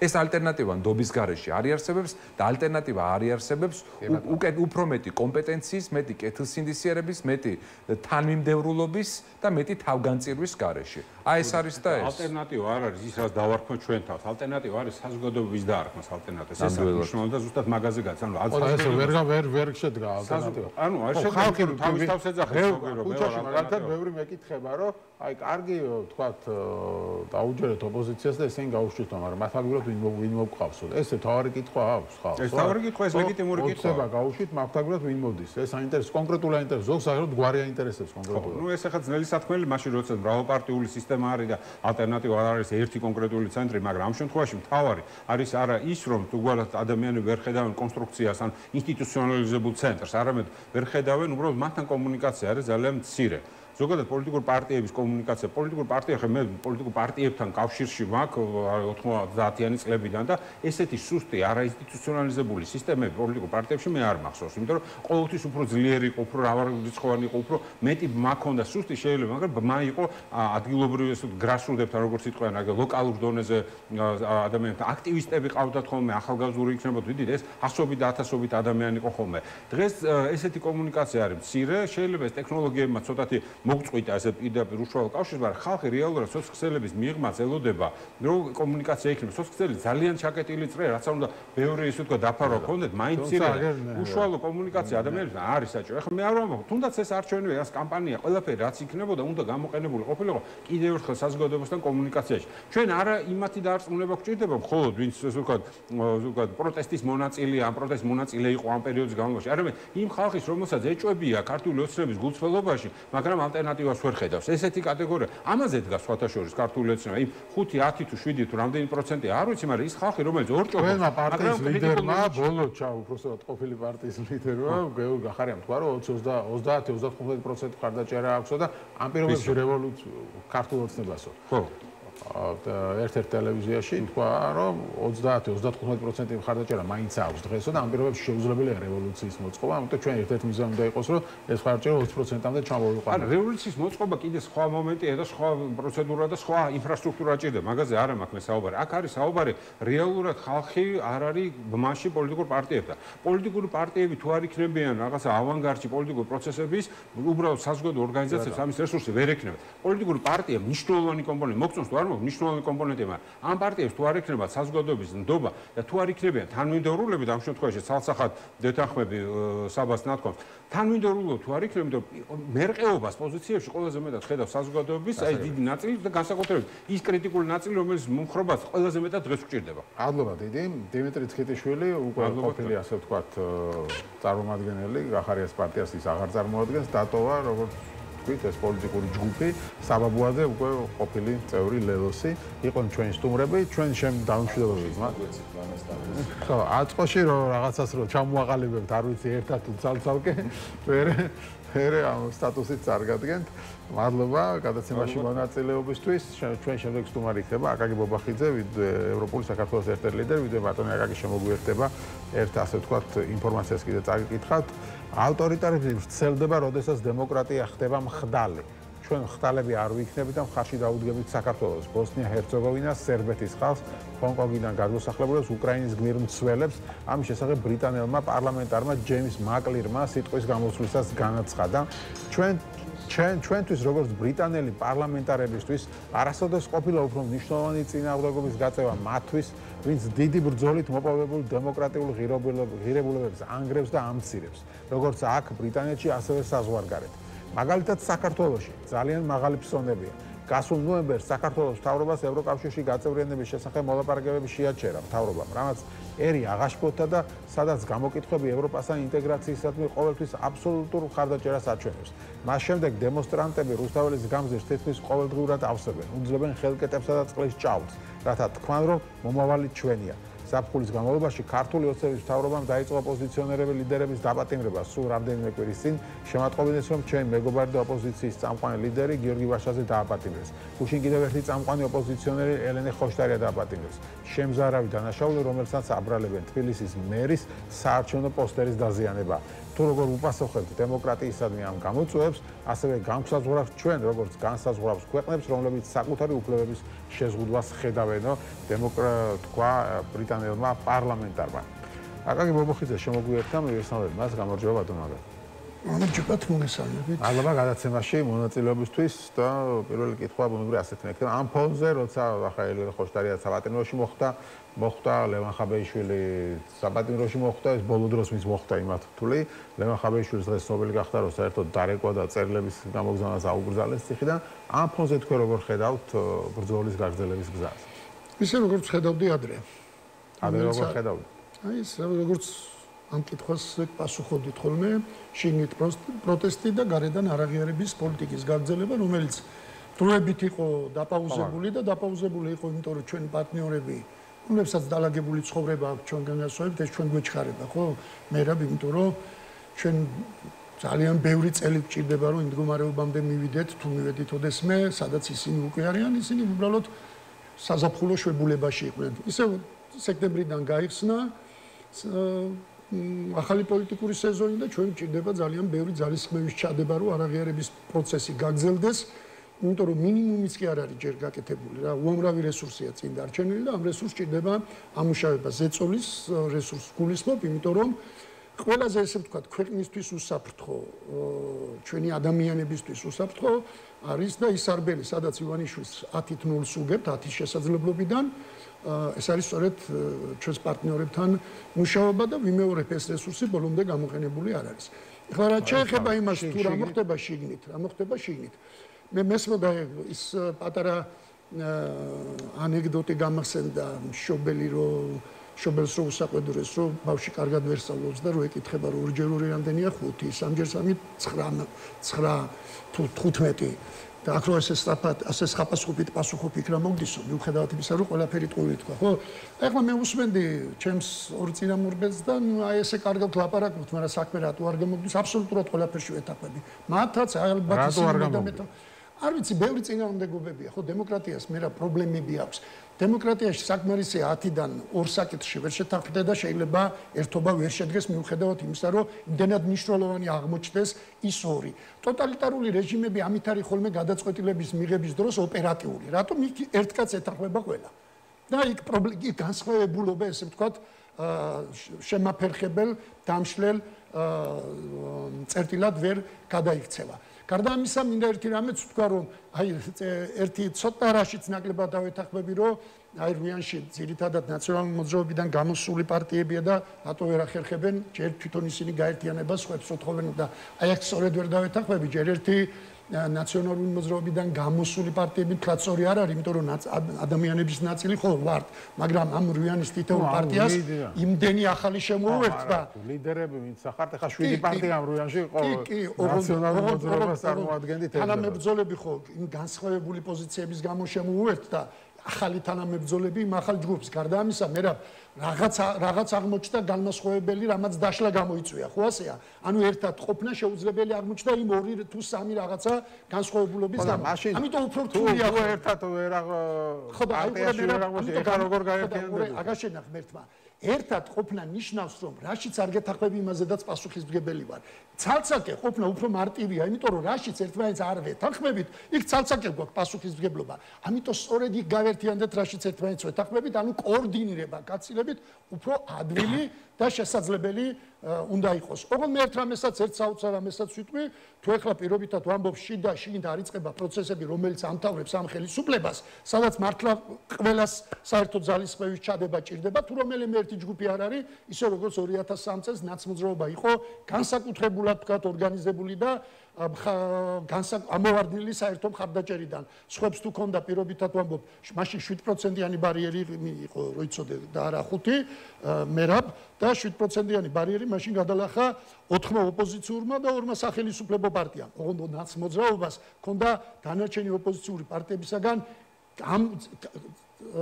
კრიტიკულად დიდი მხარდაჭერა 28% იყო, ხო, გახსოვს, ხო, დათვლებით 28% იყო ნაციონალური მოძრაობის, მაშინ როცა სხვებმა გადალახეს, ესე ვთქვათ, 7%-იანი ბარიერი. ანუ ნაცმოძრაობა იყო, ესე ვთქვათ, თვითკმარი ძალა იმისთვის, რომ პროცესები სხვებისგან დამოუკიდებლად ემართა და სხვები იძულებული გახდნენ გაყოლოდა. ეხლა ამ წუთში ესე არ არის. ყველა პოლიტიკურ პარტიას აქვს რაღაც საერთო ეს არჩევნებმაც ესე აჩვენა, ხო? გაყალბებაც რომ გავითვალისწინოთ 10%-ის ფარგლებში იყვნენ, 1-2%-ია განსხვავება, გაყალბებაც სავარაუდოდ უნდა ჩავთვალოთ, რომ ყველასთვის ერთნაირად გაყალბდა და მათი რეიტინგებიც ასე თუ ისე თანაბარია. ეს რას ნიშნავს? ეს არ არის თლად ესე ვთქვათ, რაღაც ამოცანებისთვის ვთქვათ ხელისშემწყობი და რატომ? აი იქ როცა ამბობენ ლიდერი არ არის, ანუ ლიდერობა აიღოს ვინმემ თავის თავზე, ესე ადვილად ლიდერი არც იჩეკება და ესე მე ვარ და ვიქნები ლიდერი არ გამოდის და რატომ? ის რომ 10% აქვთ ოპოზიციურ ფლანგზე პარტიებს, ანუ ოპოზიციური, ესე ვთქვათ, ამორჩევლის 20%, ეს იცი რა ნიშნავს, რომ 100%-დან 20% არის ჩემი მომხრე, მაგრამ 80 არ მოვწონ ვარ. ამას ნიშნავს. ანუ არ არსებობს ლიდერი, რომელიც ყველას მოწონს. ამიტომ შიდა პროცესებს, თუ გვინდა რომ ისეთი პროცესები დაიწყოს, რომელიც ამ ხელისუფლებას იძულებულს გახდეს, მხოლოდ შიდა პროცესებზე დაყრდნობით წავიდეს ცვლილებებზე, ამას ჭირდება უზარმაზარი ძალისხმევა და უზარმაზარი ერთიანობა. თუ ეს არ არის, თუ ეს არ არის, ხო და შიგნით არ გამოდის მეტნაკლებად. თქვენ ერთი ნაციონალური ის კი არა პარტია ის არა მხოლოდ რომ ნაციონალურ მოძრაობას გამოიყავით და ეს 7 პარტია და დაიშალეთ. ამეთ მერე რო გამოიყავით, მერე კიდე ცალ-ცალკე დაიშალეთ. ხო, ხა ევროპული საქართველო ცალკე იყავით და ამერიკული საქართველო ხამინ დატოვა და ეხა საერთოდ ორ პარტია. გითხარი რომ დემოკრატია რთული პროცესია. იგივე გირჩი ისე იყო, ხო? გირჩი გამოიყო, მერე ის გირჩი ჯერ ერთხელ დაიშალა, მერე მეორეჯერ. რეალობას რაც არ უნდა უფრო დაწვრილებით აღწეროთ, რეალობა ხო შეიძლება. ეგეთია რეალობა. მაგას ვამბობ, საბოლოოდ თქვენთან არაფერი არ გამოვა. არა, ტყუილია, რომ გამოვა, ტყუილია გამოვა და გეტყვი ახლა გადავდივარ იმაზე, აი შიგნით საჭირო ეგერთობა. ოღონდ ვერ არის, ხო? ამიტომ მოდი მივიღოთ ეს მოცემულობა, რომ ვერ არის. მე არაფერს ვიტყვი იმ ადამიანებზე, ვინც აპირებს 4-ში რაღაცა ორგანიზებულობა შექმნას. მე არა ვარ ჩართული იმ ხალხის მუშაობაში, ამიტომ მე არ ვიცი ისინი რამდენად არიან მზად. მე ვიცი ერთი რამ, ბირთვი თუ არის საკმარისი რაოდენობის, მაშინ მას ხალხი მზად არის გაყვეს. ოღონდ თუ მარტო ხალხი უნდა დაორგანიზდეს იმ წუთში, ესეთი რამე ჩვენ უკვე ვნახეთ. როდესაც არნახული მასშტაბის მიტინგები იყო და ის მიტინგები ბოლომდე იცი რატო ვერ მივიდა? იმიტომ რომ იყო სპონტანური და სპონტანური მიტინგები ან ნეპალის ვერსიით განვითარდება, ღმერთმა დაიფაროს ის საყურებლად ყოველ შემთხვევაში კატასტროფული საშინელებები, იმიტომ რომ ლინჩის წესით გასამართლებები არის საშინელება, რაც არ უნდა კორუმპირებულ ადამიანებს ეხებოდეს, საშინელება. მაგრამ რატო ვერ დადგა შედეგი, იმიტომ რომ ან ნეპალი უნდა მოხდეს, ან მერე ბიქ ადამიანები კი იყვნენ აღშფოთებული, მაგრამ მე თქვენ არ გიცნობთ, თქვენ მე არ მიცნობთ და როგორ არის იცი, როდესაც იქ ჩამოვიდა ვიღაცა და აი მივდივართ სადღაც და მოდი წამომღებით. არ ვიცი ვინ არის, არც კი ვიცი მართლა უნდა გავყვეთ თუ არა. იქნება და საერთოდ ვინმე შემოგზავნილია. ყველა ელოდება რომ 100 კაცი თუ მივა, 101 იქნება. ოღონდ თუ ყველა 101-ია, გამოდის რომ 99 არ არის არავინ. ყველა 101-ია. ამიტომ მე არ ვიცი ის ჯგუფები თუ იქ 100 კაცი არის, პირობითად 100 კაცი. ანუ არის უკვე სახელი და გვარებით. 2003 წელს რაღაცა გადაწყვეტილებას რომ მივიღებდით, რომელიღაც შენობის პიკეტირების, რომელიღაც ქუჩის გადაკეთვისას, მე არ ვეძებდი ვინც ამომყვება. 220 კაცი მარტო ხონიდან იყო ერთი კვირა ჩამოსული და სახელი გვარები, ჩემი მეგობრები, ჩემი თანამებრძოლები და როცა მე რაღაც გადაწყვეტილებას მივიღებდი, სახელი და გვარებით ვიცოდი ვინ დამიდგებოდა გვერდით და როცა 200 კაცი უკვე გიდგას გვერდით, 200 მე-1 ყოველთვის გამოჩნდება. მაგრამ თუ მარტო ხარ, მაშინ ყველა ელოდება რაღაც ჯგუფის ამიტომ არ ვიცი, ამიტომ 4-ში ყველაფერი შეიძლება მოხდეს, ანუ მით უმეტეს ხელისუფლების აი ხო და ეგეც მაფიქრებინებს რომ სერიოზული მზადება მიდის 4-ისთვის, მე მხოლოდ წარმატებებს უსურვებ იმ ადამიანებს, მაგრამ მე ვერ ვიქნები პირობითად ვამბობ იმაზე პასუხისმგებელი ჩემ ხალხთან, მე მონაწილე ვიქნები, მაგრამ ეხლა გადავდივარ იმაზე, რაც ანუ მარტო პაატა ბურჭულაძეს ტოვებთ ამ პროცესში. არა, რატოა პაატა ბურჭულაძე ნაციონალური მოძრაობა მარტო პაატა ბურჭულაძე ხო არა? მოძრაობა თავიდან თითქოს შორს იდგა, ხო, ლევან ხაბეიშვილს სანამ არ დაიჭერდნენ. ეხა უფრო აქტიურად ჩაერთნენ კი. ეხლა ის რაც დაწვრილებით, არ ვიცი, მართლა გულწრფელად გეუბნებია, რომ არ ვიცი, მე რა, იმიტომ რომ პასუხისმგებლობას გავუპირვარ. მთელი ჩემი ცხოვრება მეტნაკლებად იცი, ხო, ჩემი ბიოგრაფია. ყოველთვის ვიდექი ძალიან მურტალ ადგილებზე და ძალიან მურტალ გადაწყვეტილებებში. ის რაზედაც პირობითად ვამბობ, არ შემიძლია პასუხისმგებლობის აღება, იმაზე მიჩევნია ნაკლები ვიცოდე. მე ვიცი რომ მონაწილე ვიქნები, მაგრამ ვერ ვიქნები პასუხისმგებელი რომ შენ გიხემძღვანელო რაღაც საქმეში, იმიტომ რომ მე თვითონ არ ვიცი. ახლა რაც ვიცი იმაზე ვილაპარაკებ რა. ბევრი განმასხვავებელი გვაქვს შიგნით და ვიმეორებ პირობითად ვამბობ, გახარიას გვერდით დგომა არ მომიწონოს შეიძლება ჩემმა ამომრჩეველმა. ხოლო გახარიას არ მოუწონოს მისმა ამომრჩეველმა. შიგნი ძალიან მძიმე არის ეს ეგრეთ წოდებული ერთობის შენარჩუნება, იმიტომ რომ ამომრჩევლის გემოვნება ჩვენ კი არ გვექნება. ჩვენ ხელს ერთმანეთს იმ დიდი ჩხუბების მერე პარლამენტში მე ერთი კვირის მერე ხელს ვართმევთ ხოლმე და ვართმევდით ყოველ შემთხვევაში როცა პარლამენტში ვიყავი ქართული ოცნების წარმომადგენლებს, ხო? ანუ ისე არ ქუხს ხოლმე, როგორც ისე არ წვიმს ხოლმე, როგორც ქუხს, ხო? იმიტომ რომ დებატები ღია სივრცეცო და უფრო დაძაბულია, ვიდრე მე რეალობა. ამიტომ ჩვენ პოლიტიკოსები ერთმანეთთან დაჯდომას მოახერხებთ, თუმცა ამაზე მტკივნეულად რეაგირებს ამომრჩეველი. ყველა ამბობს რომ გავერთიანდეთ, მაგრამ საქმეზე რომ მიდგება, მე გახარიას არ უწონებს მისი ამომრჩეველი ჩემთან დგომას, მე არ მიწონებს ჩემ, ამიტომ შინით ეს პრობლემურია. მაგრამ გარეთ არ არის ეს ყველაფერი პრობლემური. ამიტომ აი დამნაშავეები ვიქნებით. სხვათა შორის სწორად თქვეს ბიჭებმა, რომ აი ეს რა ქვია, ლელოს და გახარიას ჩემი აზრით დიდი შეცდომა დაუშვეს არჩევნებში რომ შევიდნენ, იმიტომ რომ ამას შეიძლებოდა ხელისუფლების სტაბილიზაცია და ლეგიტიმაციის პირველი ელემენტები გაეჩინა ქართული ოცნებისთვის, საბედნიეროდ ვერ შეძინა, ამათმა მონაწილეობამ ვერ გააფუჭა გასაფუჭებელი. შეიძლებოდა გაფუჭებულიყო, ანუ პასუხისმგებლობას კი არ ხსნი? ძალიან დიდი რისკი დაუშვეს, ძალიან სარისკო ნაბიჯი, არასწორი ნაბიჯი. ხომობობის არ გაფუჭდებოდა, ესე იგი არ გაფუჭდებოდა. ყველა რო შევსულიყავით, მაშინ ნახავდით გაფუჭდებოდა თუ არა. ანუ ის რომ მე არ შემოყევი მაგ პროცესში და მე და ბევრი სხვა და მეში რა თქმა უნდა პირველ პირში რომ ვლაპარაკობ, კაკო ბობოხიძეს ამგულისხმობ, პოლიტიკურ პარტიებს გულისხმობ, ეს შენი დამსახურება არ არის. ეს იმ პარტიების დამსახურება, რომლებიც ამ პროცესში არ შევიდნენ და დამოკიდებულება ამ არჩევნების მიმართ მე რა, უკვე ჩამოყალიბებულია, ამ არჩევნებს არავინ არ ცნობს. ამიტომ არაღიარების პროცესს ხელს ვეღარ შეუშლის ლელოს და გახარიას პარტიის მონაწილეობა ამ არჩევნებში. მაგრამ ეს იმას ანიშნავს, რომ ის პოლიტიკა წარმატებული იქნება. აი ეს პოლიტიკა წარმატებული შეიძლება მაშინაც წარმატებული კოორდინირებული რო ვიყოთ, მაგრამ თუ კოორდინირებულიც არ ვიქნებით, ყველა ცალ-ცალკე ვირბეთ და ყველა ჩვენ პარტნიორს მხოლოდ ცალ-ცალკე მუშაობასაც აქვს ასწრი, როცა სხვადასხვა წყაროდან ერთი და იგივე ინფორმაცია მოდის, ინფორმაცია უფრო სარწმუნო ხდება. მაგრამ თუ მხოლოდ ცალ-ცალკე მუშაობთ, ერთმანეთთან არ ვეკარებით, აუცილებლად კრახი დავამთავრებთ არაღიარების პოლიტიკასაც. აი ეს უკვე იქნება ყველა პოლიტიკური ძალის პასუხისმგებლობა. გარეთ მაინც რა ვჭირს, როცა გარეთ ხო ჩვენ ამ მომრჩეველთან სალაპარაკოთ არ მივდივართ. გარეთ ხო ჩვენ როგორ უნდა მოვაწყოთ სახელმწიფო ამაზე სალაპარაკოთ არ მივდივართ. გარეთ მივდივართ ერთი მთლიანი მეტი სამუშაო ხო გარეთ არა გვაქვს. არ წარმოადგენს თუ არა ეს ხელისუფლება ქართულ ხალხს და რა ღონისძიებები უნდა გატარდეს იმისთვის რომ ეფექტური იყოს ზეწოლა ივანიშვილის ხელისუფლებაზე რომ მან წამოვიდეს რეალურ დათმობებზე. ანუ შიგნით ვერაფერს ვერ აკეთებ და გარეთ მაინც იმუშაობს. შიგნით ვერაფერს ვერ ვაკეთებ. ისე ვერაფერს ვერ ვაკეთებ კი არა, შენი ბრალია რო ვერ ვაკეთებ. იმიტომ რომ არ მოგწონვა როგორც პოლიტიკოსი და არ მოგეწონება ის ჯგუფი, რომელშიც მე ვიქნები კენჭის ხალხი.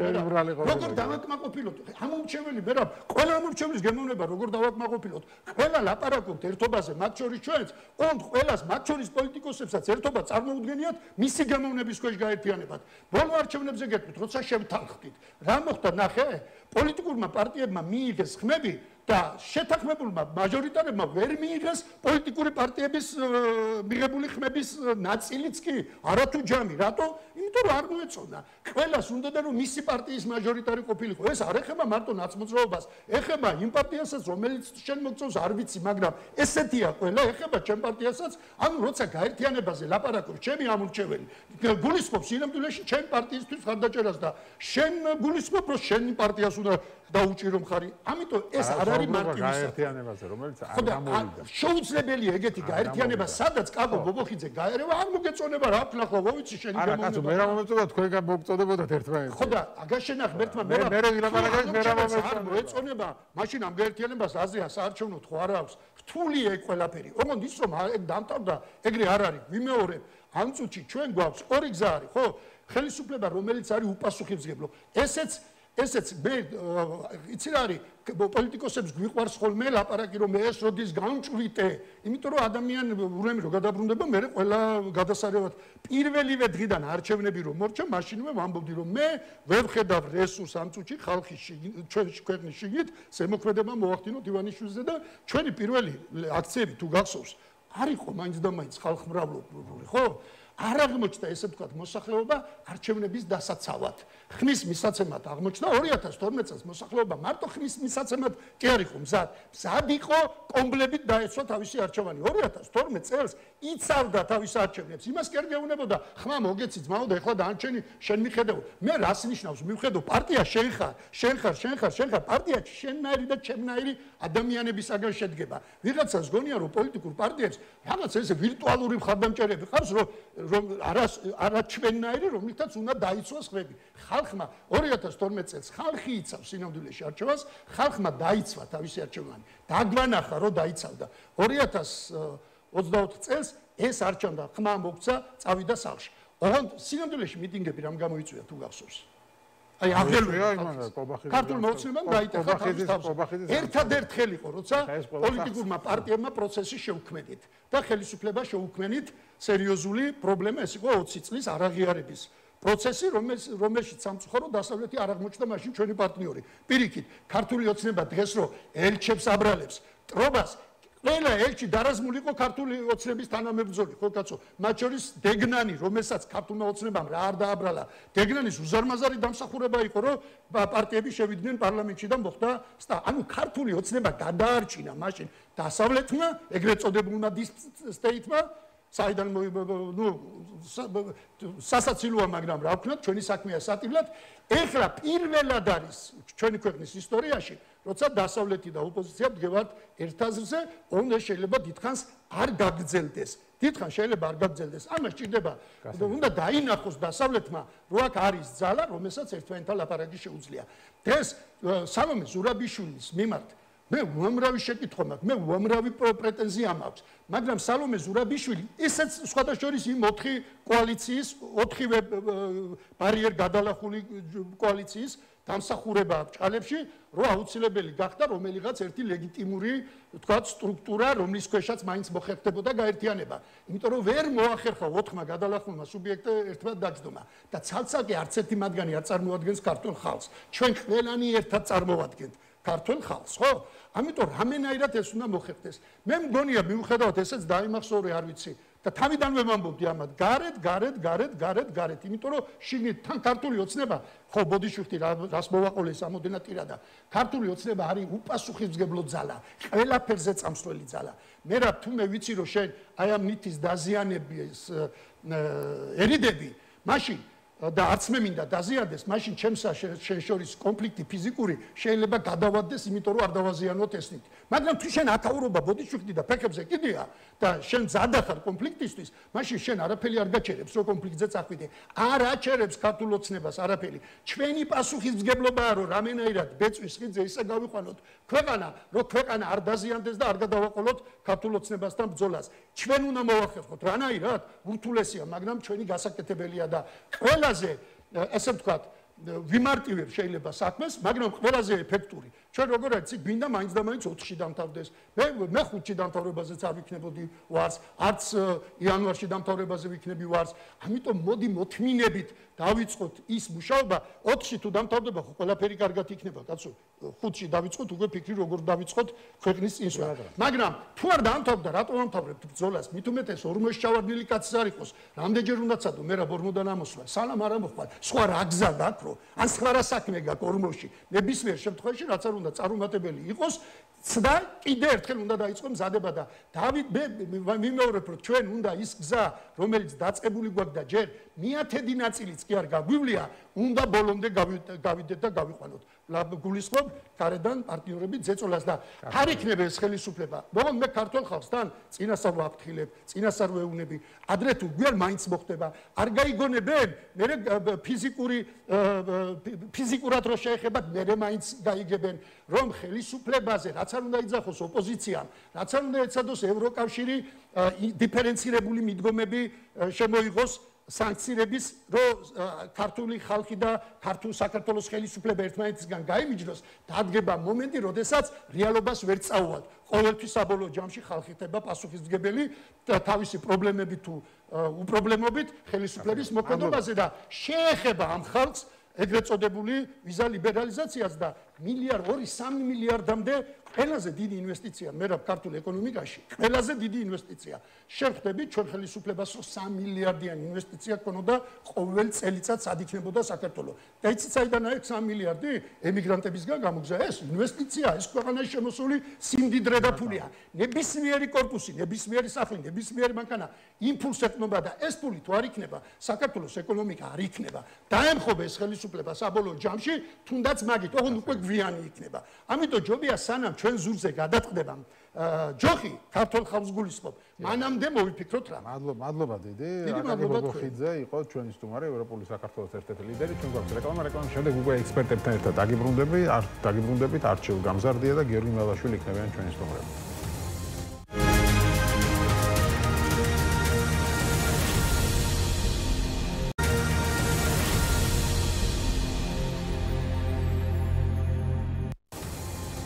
Așa ჩვენ დავბრუნდით ეთერში და ვიდრე რეკლამაზე ვიყავით, კიდევ ახალი სკანდალი აგორდა. საქართველოს პროკურატურამ სახელმწიფო უსაფრთხოების სამსახურთან ერთობლივად ჩატარებული ღონისძიებების ფარგლებში 2022-2024 წლებში განხორციელებული უპრეცედენტო ოდენობის 624 მილიონი აშშ დოლარის, 624 მილიონი აშშ დოლარის და 35 მილიონი ევროს ოდენობით უკანონო შემოსავლის ლეგალიზაციის ფაქტი გამოავლინა. ფულის გათეთრების ბრალდებით დაკავებული ერთი პირი. ამის შესახებ პროკურატურაში გამართულ ბრიფინგზე განაცხადეს. პროკურატურის ინფორმაციით ბრალდებულმა და დანაშაულებრივი ჯგუფის სხვა წევრებმა 22-24 წლებში მოახდინეს დაახლოებით 624 მილიონი დოლარის და 35 მილიონი ევროს ოდენობით უკანონო შემოსავლის ლეგალიზაცია. კერძოდ გამოძიების თანახმად დაკავებულთან წინასწარი შეთანხმებით დანაშაულებრივი ჯგუფის წევრები სისტემატურად უზრუნველყოფდნენ საბაჟო პროცედურების გვერდის ავლით, ავტომანქანებში მოწყობილი სპეციალური სამალავებით მოსაზღვრე ქვეყნებიდან განსაკუთრებით დიდი ოდენობით დაუსაბუთებული წარმომავლობის უცხოური ვალუტის შემოტანას და თანხის თავშეყრის ადგილას ვალუტის გადამცველ პუნქტში მიწოდებას. ჯერჯერობით პროკურატურა არ ამბობს ვინ დააკავა და ვის ემსახურება, რას ემსახურება ეს ყველაფერი ამ საქმის ასე ვთქვათ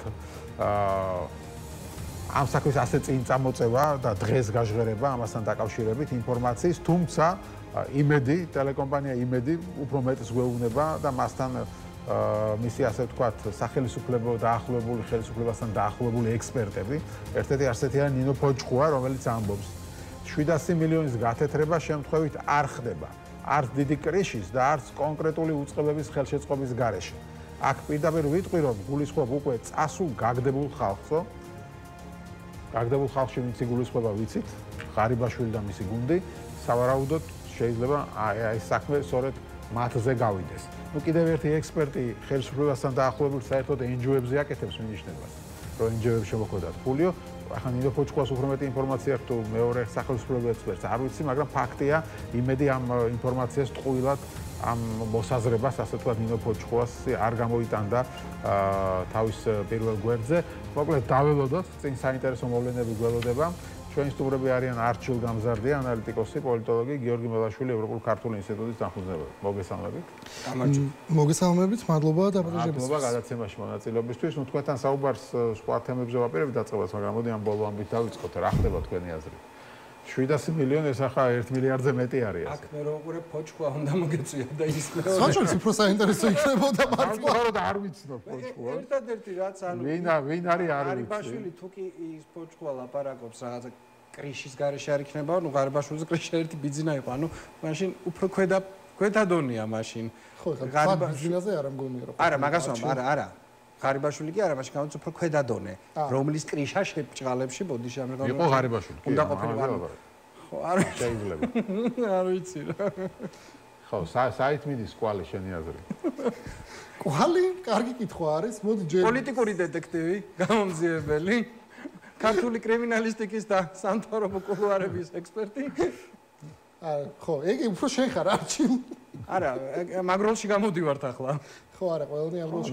ხო, ისე ინტრიგა, ანუ ნახეთ როგორ ხდება, როგორ მუშაობს ხელისუფლება, ხო, ბოლო დროს რაღაცას ან ჯერ ექსპერტებს და გამოიყვანენ თავიანთ ექსპერტებს, რაღაცებს რაღაცას ათქმევინებენ, ან დააწერინებენ და მერე უკვე ჩაერთვება საქმეში პოლიტიკური ელიტა, ის დაიწყებს ამაზე კომენტარის კეთებას, მერე პროკურატურამ შეიძლება დაიჭიროს. ეხლა პირიქით მოხდა, პროკურატურამ რაღაც თემა გამოაგდო, სახელგვარი არ დაასახელად, ეხლა ექსპერტები იქ იწყებენ. როგორც იყო, თქვენ შორის ბაჩო ახალაიას თემაზე, იქ პირიქით მოხდა ბაჩო ახალაიას თემაზე. ანუ იქ მათმა სახელმწიფო მედიამ გაავრცელა რაღაც ინფორმაცია და პროკურატურამ ოღონდ საინტერესოა მოვიძიეთ, კაცი მოვიკლებთო და არ ვიცი ხო რას გვეთამაშებიან ვერ გავიგე, მაგრამ ასეთი ამბავია. მე ისი რამ წინს ყველაზე მეტად მე რა, რომ აი ამ სისულელეებში იხარჯება დრო, ენერგია და ფაქტობრივად ქართული სახელმწიფო არის გადაქცეული რაღაცა ფულის გათეთრების მანქანად, სადაც როგორც ჩანს მაღალჩინოსნები ყოფილი თუ მიმდინარე ხელისუფლების ეგეც არ ვიცი ქართული ოცნება შეგვიძლია ვთქვათ რომ 2012-დან იგივე ქართული ოცნება რაც მაშინ იყო, ეგ კიდე ცალკე თემა არის.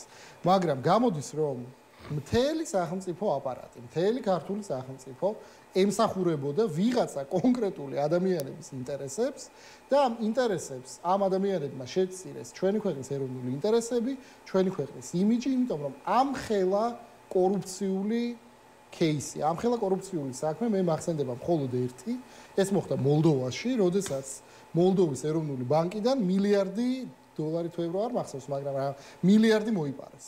საუბარი არის მოლდოვის ყოფილ ოლიგარქებზე, ილან შორი და პლახოტნიუკი იყო ეგეთი ორი ადამიანი. ანუ ფაქტობრივად დღეს ქართული სახელმწიფო ემსგავსება მოლდოვას 1-10 წლის წინანდელ მოლდოვას. არ ვიცი, ანუ იმის ნაცვლად რომ ჩვენ განვავითაროთ სახელმწიფო, იმის ნაცვლად რომ ვიფიქროთ ევროინტეგრაციაზე, ამის საპირისპიროდ ჩვენ ვიგებთ რომ თურმე მთელი ქართული ოცნება იყო კორუმპირებული, ამის სანაცვლოდ ჩვენ ვიგებთ რომ მთელი ქართული ოცნება მართლა აკეთებდა ნოდარ მელაძეს რა რეპორტაჟებიც ჰქონდა, ყველა მე მგონი აღმოჩნდა სიმართლე და რო გვიმტკიცებდნენ რომ არა როგორ გაკეთება ჯარში კორუფცია როგორ შეიძლება და აღმოჩნდა რომ მინისტრი იპარავდა ჯარიდან ფულს. მე მივიღეთ სიტუაცია რომ 650 მილიონი გათეთრდა თურმე. ანუ აღმოჩნდა რომ რასაც ოპოზიცია, ყველა საღადმოაზროვნე ადამიანი, ყველა ნორმალური ადამიანი ედავებოდა ქართულ ოცნებას არის სიმართლე. და ამ შემთხვევაში ძალიან დიდი ბოდიში ქუდი უნდა დაიხურონ, აიღონ პოლიტიკური პასუხისმგებლობა და წავიდნენ. თუ ყველაფერი სიმართლე იყო, თუ ეს აღვირახსნილი კორუფცია იყო ქვეყანაში, თუ ვერ იცავდნენ ქვეყნის ეროვნულ ინტერესებს, თუ რაღაც deep state-ი ანიშნინებდა პრემიერ-მინისტრებს, მაშინ რა პოლიტიკურ ძალაზე საუბრობ? მგონი deep state-ის გადასახადი იყო და ქართული ოცნება მოკლედ არჩილ შენი მოსაზრება რა ხდება ქართული ოცნების ასე ვთქვათ ყოფილი ჩინოვნიკების თავს სრდილობიანად უნდა ვთქვა ხო ჯუანშერ ბურჭულაძის დაჭერა ეხლა ეს ამ ინფორმაციის გამოგდება და მე მინიშნება რაღაც გაგდებულებზე უკვე გაგდებულებს რო ეძახიან ხო ხდები ხა ლილუაშვილის გომელაურს მათი საყრდენი იყო მთავარი ხო ღარიბაშვილი ხა გაგდებულებს ეძახიან კარგი, რადგან მედიაში ვართ და ზრდილობიანად უნდა ვილაპარაკო, თორე ისე ადვილად ვიტყოდი ორ სიტყვაში, რაც ხდება, მაგრამ უფრო მეტში თქვი. ხო. არაფერი ჩვეულებრივ ბანალური რუტინა ხდება. და ეს ბანალური რუტინა არის ორი მიმართულებით. ერთი მხრივ, რადგან ქართული ოცნება ასე მოაჯინეს კორუმპირებული ხელისუფლების რანგში, სჭირდება რაღაცა პოლიტიკური თამაშები რეპუტაციული გაუმჯობესებისათვის, რომ ვიღაცეები მაინც ნაწილობრივ დააჯეროს, რომ არა, ეგრე არა. ანუ როგორც კვირიკაშვილი თავის დროზე რატო გადადგა და გადააყენეს, იმიტომ რომ მაშინ გაიგო ბიძინა ივანიშვილმა, რომ ბავშვები შიმშილობდნენ, ხო? UNICEF-ი მაშინ გახსოვს? ხო. ანუ აი ეს მოულოდნელობა უნდა იყოს, ანუ ზოგჯერ ვამორთხოვნე და ჩვენც ავითარებთ ას, რომ ბიძინა ივანიშვილი აფსაიდშია, თუ ასე მოაქვს თავი, თუ ასე შემდეგ. ამას ირგებს ხოლმე ბიძინას ეს უნარი აქვს, რომ რაღაცაში, როდესაც მას ჩავარდნა აქვს, რაღაც მომენტში მე ამ ჩავარდნასაც ირგებს, ანუ თავის სასარგებლოდ იყენებს ხოლმე. და ახალაც რაღაც შეიძლება იყოს და გაიგო და ამუშავდა გესმის სისტემა და რაღაცას აუმჯობესებს. ეგ ერთი ნაწილი. მეორე ნაწილი კიდევ უფრო ბანალური არის, ესეც სიმულაციაა და ესეც სიმულაცია არის. და ეს მეორე ნაწილი მოდის იმაზე, რომ კობახიძე არწმუნებს სავარაუდოდ ივანიშვილს, ისე მაინც ალბათ ჯერჯერობით ვერ იმოქმედებს, რომ საჭიროა ნებისმიერი ავტონომიური სივრცის განადგურება. ფინანსური ავტონომიები თუ გააჩნიათ, იქ პოტენციური რესურსებიც გააჩნიათ რაღაცაში. გარდა იმისა, რომ შეიძლება ერთმანეთში წმინდა მაფიოზური ფინანსური აი რამდენად წარმოგიდგენია ხა შეხ რაზე მიანიშნებს ხო კობახიძე და ხო და რომ აი ღარიბაშვილს და ამ რაღაცა 4 ოქტომბრის რევოლუციის უყვასოდ ხაბეიშვილის ამ 4 ოქტომბრის რევოლუციის უკან თითქოს აი ეს ყოფილებით განანა წარმოგიდგენია შენ ასეთ სცენარიო ხა ისინი აფინანსებენ ღარიბაშვილის რევოლუციას აი უყვასოდ ხაბეიშვილის რევოლუციას და ასე შემდეგ ხო არა ამაზეა იმიტომ რომ ისინი ერთი მხრივ უნდა გაანადგურონ და მეორე მხრივ უნდა გამარგინალდნენ იმიტომ რომ განადგურების და დევნის პროცესში მათ არ უნდა ქონდეთ საშუალება რეაბილიტაცია მოახდინონ გესმის ეს ბურჭულაძე იქნება ჯუანშერი თუ ირაკლი ღმერთმოწმული რომელიღაცა მათგანი დევნის პროცესში რადგან საზოგადოება ხშირად ხდება ემპათიური მათ სჭირდებათ რომ ერთი მხრივ გაანადგურონ ეს ასე ვთქვათ ფინანსურადაც და პოლიტიკურადაც და მეორე მხრივ არ მისცენ რაღაც სივრცე რაღაც რეაბილიტაციის თუნდაც მოწინააღმდეგე ფლანგზე ანუ სრულად უნდა განადგურდეს რომ კობახიძის გვერდით არ არსებობდეს ალტერნატივა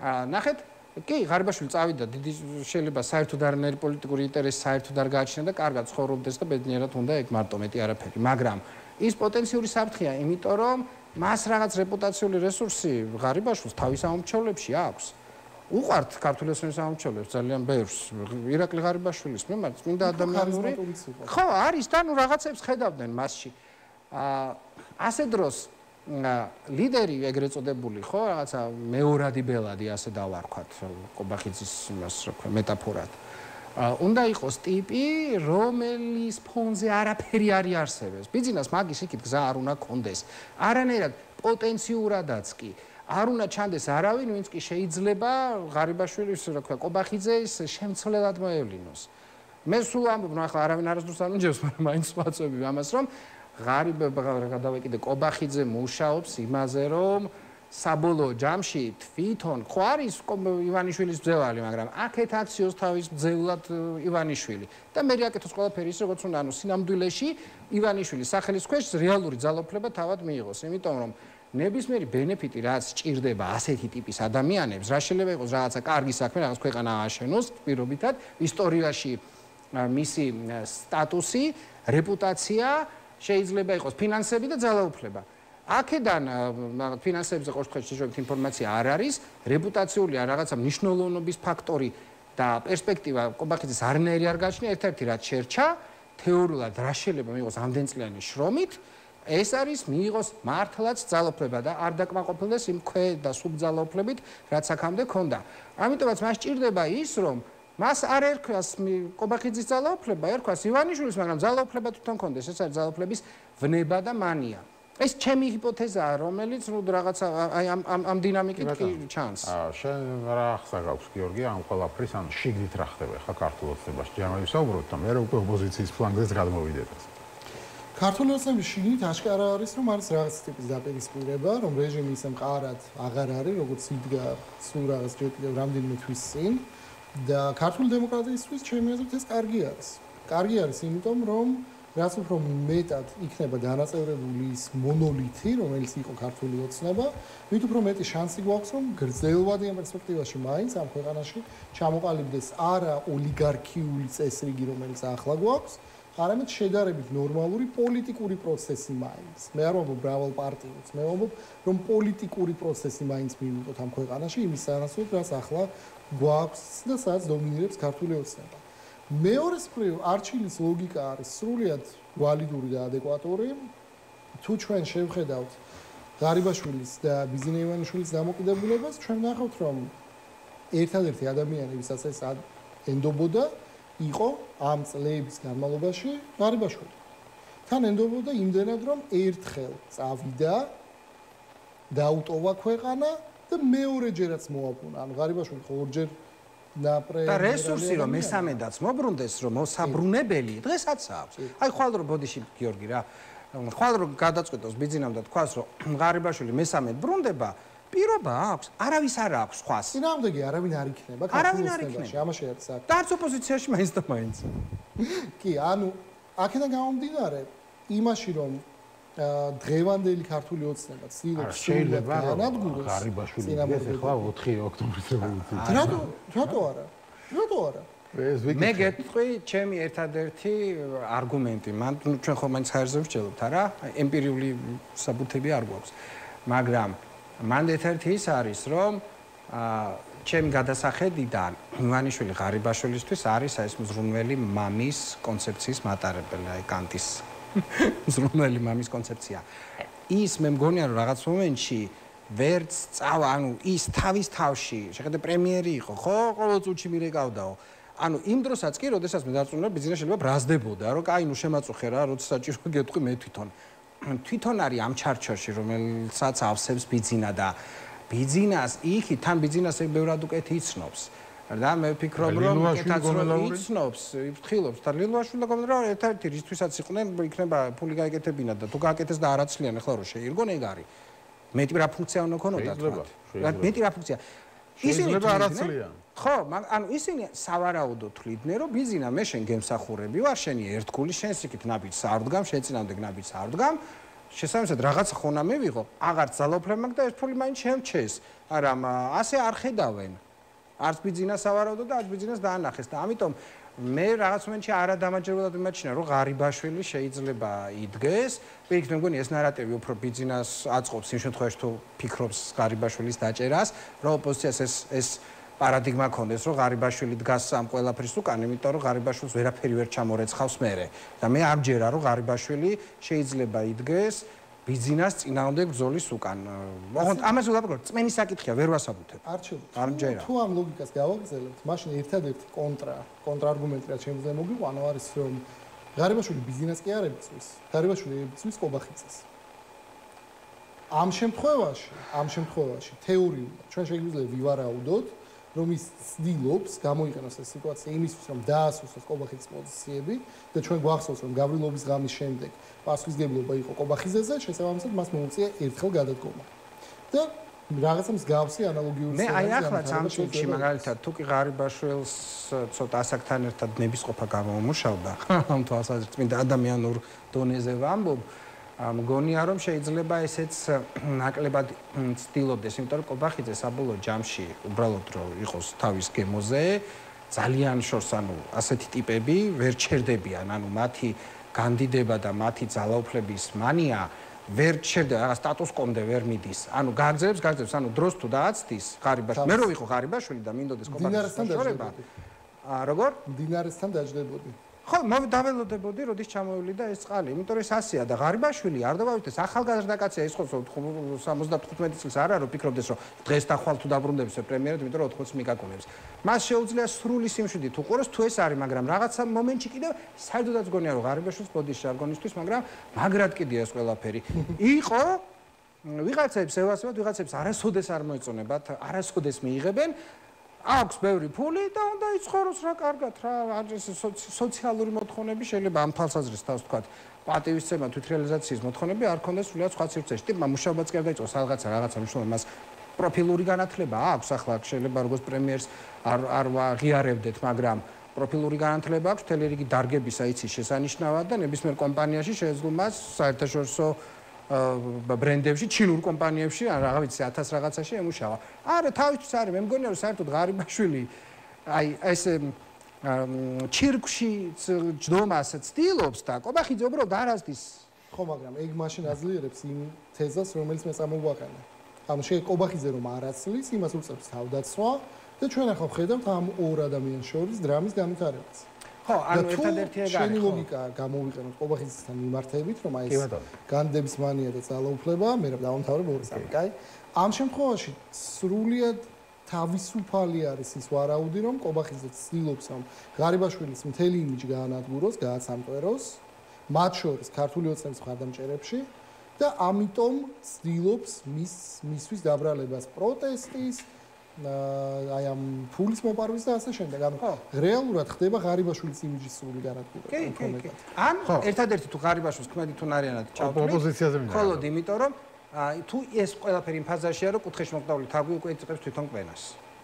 აი ერთადერთი ეგ თუ უკვე ეგ თუმცა ამასაც ხედავთ. ნახოთ ახლა ეს როგორ განვითარდება ხა შემთხვევით არ არის ნინო ფოჭყვა ვიღაც ექსპერტი რო ქვია ძალიან მოგეწონა ეს ექსპერტი დაარქვა იმედმა რომ ამას ამბობს ახლა თავისი დრო არ ამბობს ხო ხვდებით ხო მე დაგუგლავინა ის არ ვიცი ხო ექსპერტი ასე წერია იმედი ასე წარმოგვიდგას რისი ექსპერტი არ უწერია მანამდე მაინტერესებს მოკლედ რომ თქვა ხა ოპოზიციის ფლანგზე რა ხდება აი 4 ოქტომბერი ცალკე რაღაცა რვიანი ცალკე რაღაც არჩევნები და ასე შემდეგ აი რა მოლოდინი გაქვს კონკრეტულად აქეთ ხარეს როგორ განვითარდება შენი აზრით მოვლენა ისე რა ძალიან უმადური არის ნებისმიერი პროგნოზის გაკეთება იმიტომ რომ არავინ არ იცის როგორ განვითარდება მოვლენები მაგრამ ერთი რაც მგონია ყოველში აქეთ შეიძლება ვწდებოდე თავს ვერ დავდებ რომ 4 ოქტომბერი გახდება ერთგვარი წყალგამყოფი ანუ ჩვენ მივიღებთ სიტუაციას 4 ოქტომბრამდე და 4 ოქტომბრის შემდეგ. ეს სიტუაცია შეიძლება იყოს უკეთესი ანუ უარესი, ბუნებრივია, როგორც ნებისმიერ შემთხვევაში. ელოდები რომ რამე 4 ოქტომბერს შეიძლება სერიოზული მოხდეს. სერიოზულის განმარტება მითხარი. ანუ რასაც პირდებიან ახლა ორგანიზატორი რომ დავამთავრეთ ამ ხელისუფლებას. არაფერი არ არის გამორიცხული. არც ამას გამოურიცხავ. რის საფუძველზე? იმიტომ რომ ჩვენ ქვეყანაში ხშირად ხდება მოულოდნელობები. ანუ ოღონდ ამის შანსი ჩემი აზრით ოდნავ უფრო დაბალი არის ვიდრე ის რომ ხელისუფლება ეცდება რომ სამაგალითოდ დასაჯოს ეს ადამიანები. თუმცა ამ შემთხვევაშიც ამასაც მოყვება კონტრრეაქცია, ხვდები? ანუ ნებისმიერი ქმედება გამოიწვევს უკუქმედებას. 4 ოქტომბერი რეალურად საჭადრაკო ტერმინოლოგია რომ გამოვიყენოთ არის რომელი მხარე მოახერხებს მეორე მხარისთვის პატის დასმას. ანუ რომელი მხარე ჩადგება იმ სიტუაციაში, როცა ნებისმიერი მისი შემდეგი სვლა იქნება წამგებიანი. კი ბატონო, შენ რას ელოდები 4 ოქტომბერს არჩევ?